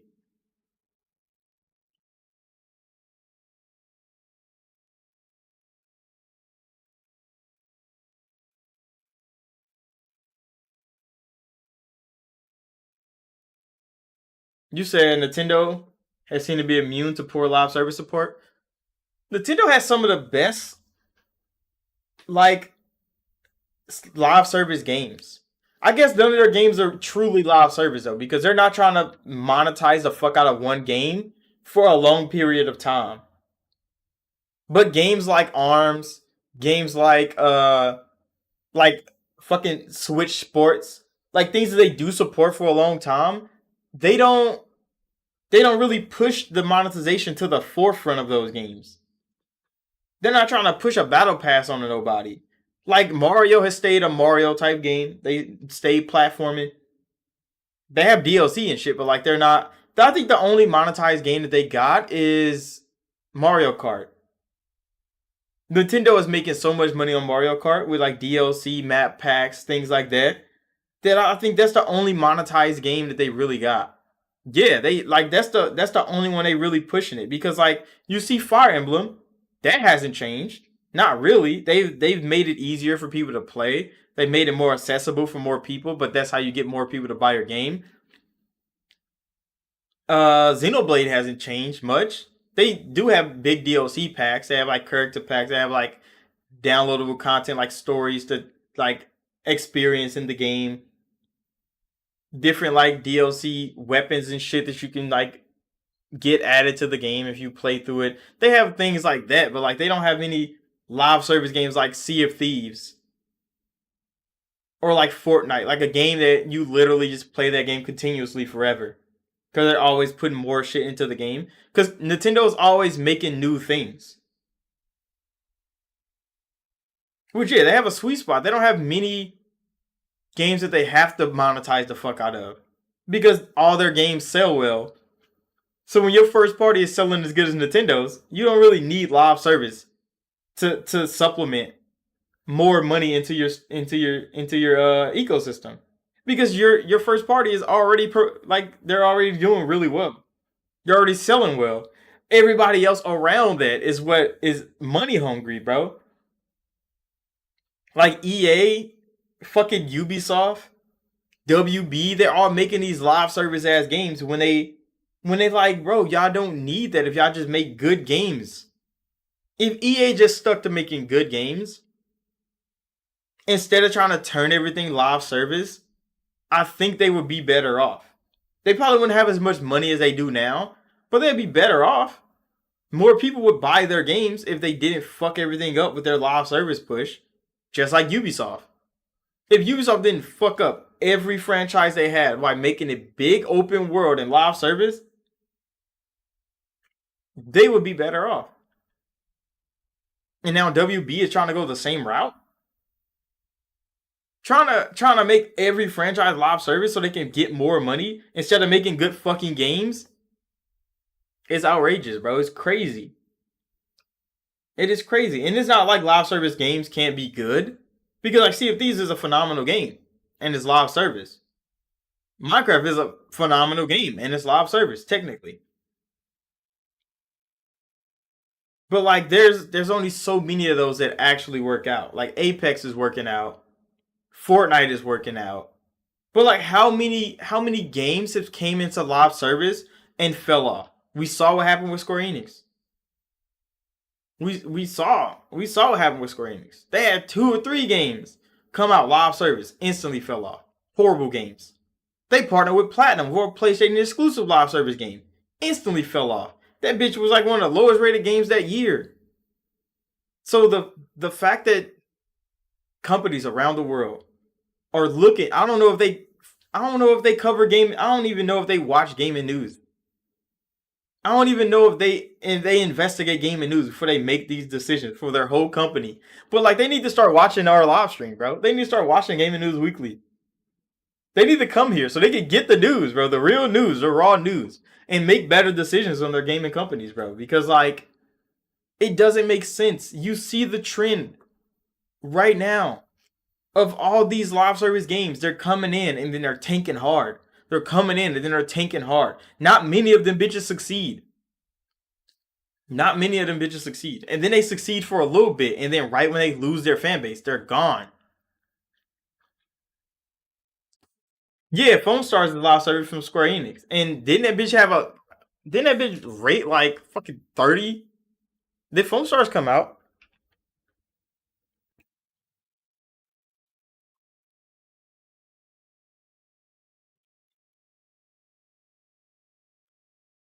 I don't think it came out yet. But it's a live service game. It's like a 4v4 like thing.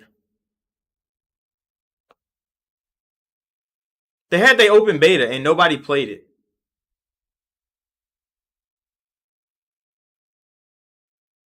It was a tragic event. Everybody's like, Phone Stars is a garbage ass fucking game. They really they really put that bitch out. They had a beta and it was so bad. Nobody played that hoe. So yeah. Phone Stars is a live service game from Square Enix. That's supposed to copy Splatoon a little bit, but I think it's smaller scale. Because Splatoon is kind of a massive ass game. I mean, Splatoon is probably a live service game too for Nintendo, but that bitch sells fucking well, and the fans love Splatoon. So they not really altering the DNA of the game and the fan base to make a good game. Yeah, it's a knockoff Splatoon, and it's fucking garbage. Everybody already said it. It's a trash game,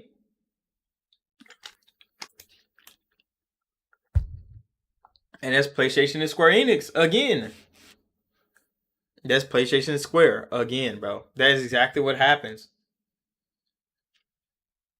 But yeah, that live service shit is kind of dead, bro. It's kind of dead, and a lot of people know that.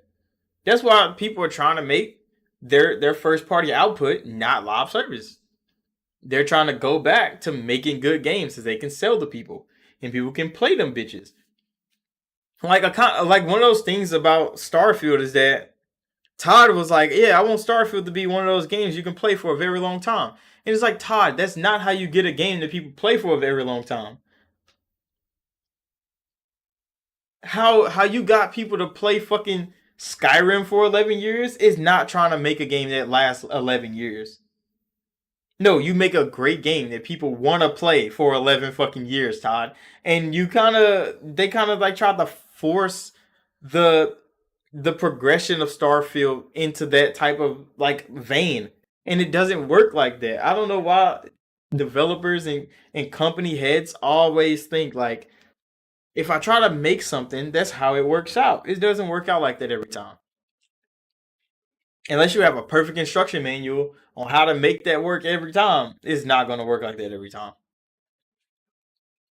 It's not going to work like that every time. It might work one time, maybe twice. Everybody have their day, but like this live service push is definitely not the wave. WB, I hope you don't tarnish your whole fucking gaming library with a live service push that you don't need. But who knows what they actually decide on once it happens. There is one more bit of gaming news I do want to talk about. Is a rumor that Ben Studios actually has a game coming in 2 years. Ben Studios might be making another game for PlayStation. We don't know what it is yet. It could be a remake of the game that they already made.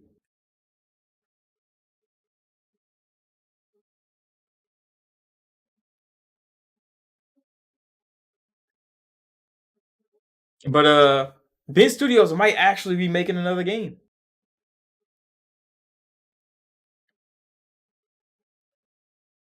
So I'm like, damn, that's good. But yeah, that's it. That's it for Gaming News Weekly. It's been a good time. I'm about to go play some games. High key. I need to go eat, take my medicine, because I have been injured. I've been injured for like 2 weeks now. So it's been rough out here. Achilles injuries are crazy, but I've been trying to keep up with my content, keep up with trying to get back to 100%. It's taking a minute. It's gonna be like 6 months on my injury, but gaming this week has been lit. I'm about to go play some games. I did play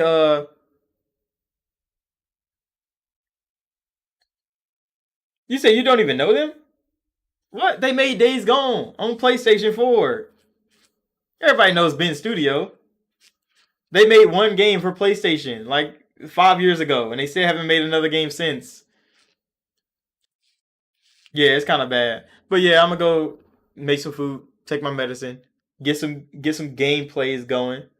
I high key want to play Mass Effect. I think I'm about to play Mass Effect. I could live stream it. So if a live stream pops back up and y'all see, then like, hey bro, tune in. I'm about to be playing some games. But if not, hey, it's been good. Thanks everybody for coming out. Cool breeze. I saw JT and them in there. So I'll see y'all in the next one.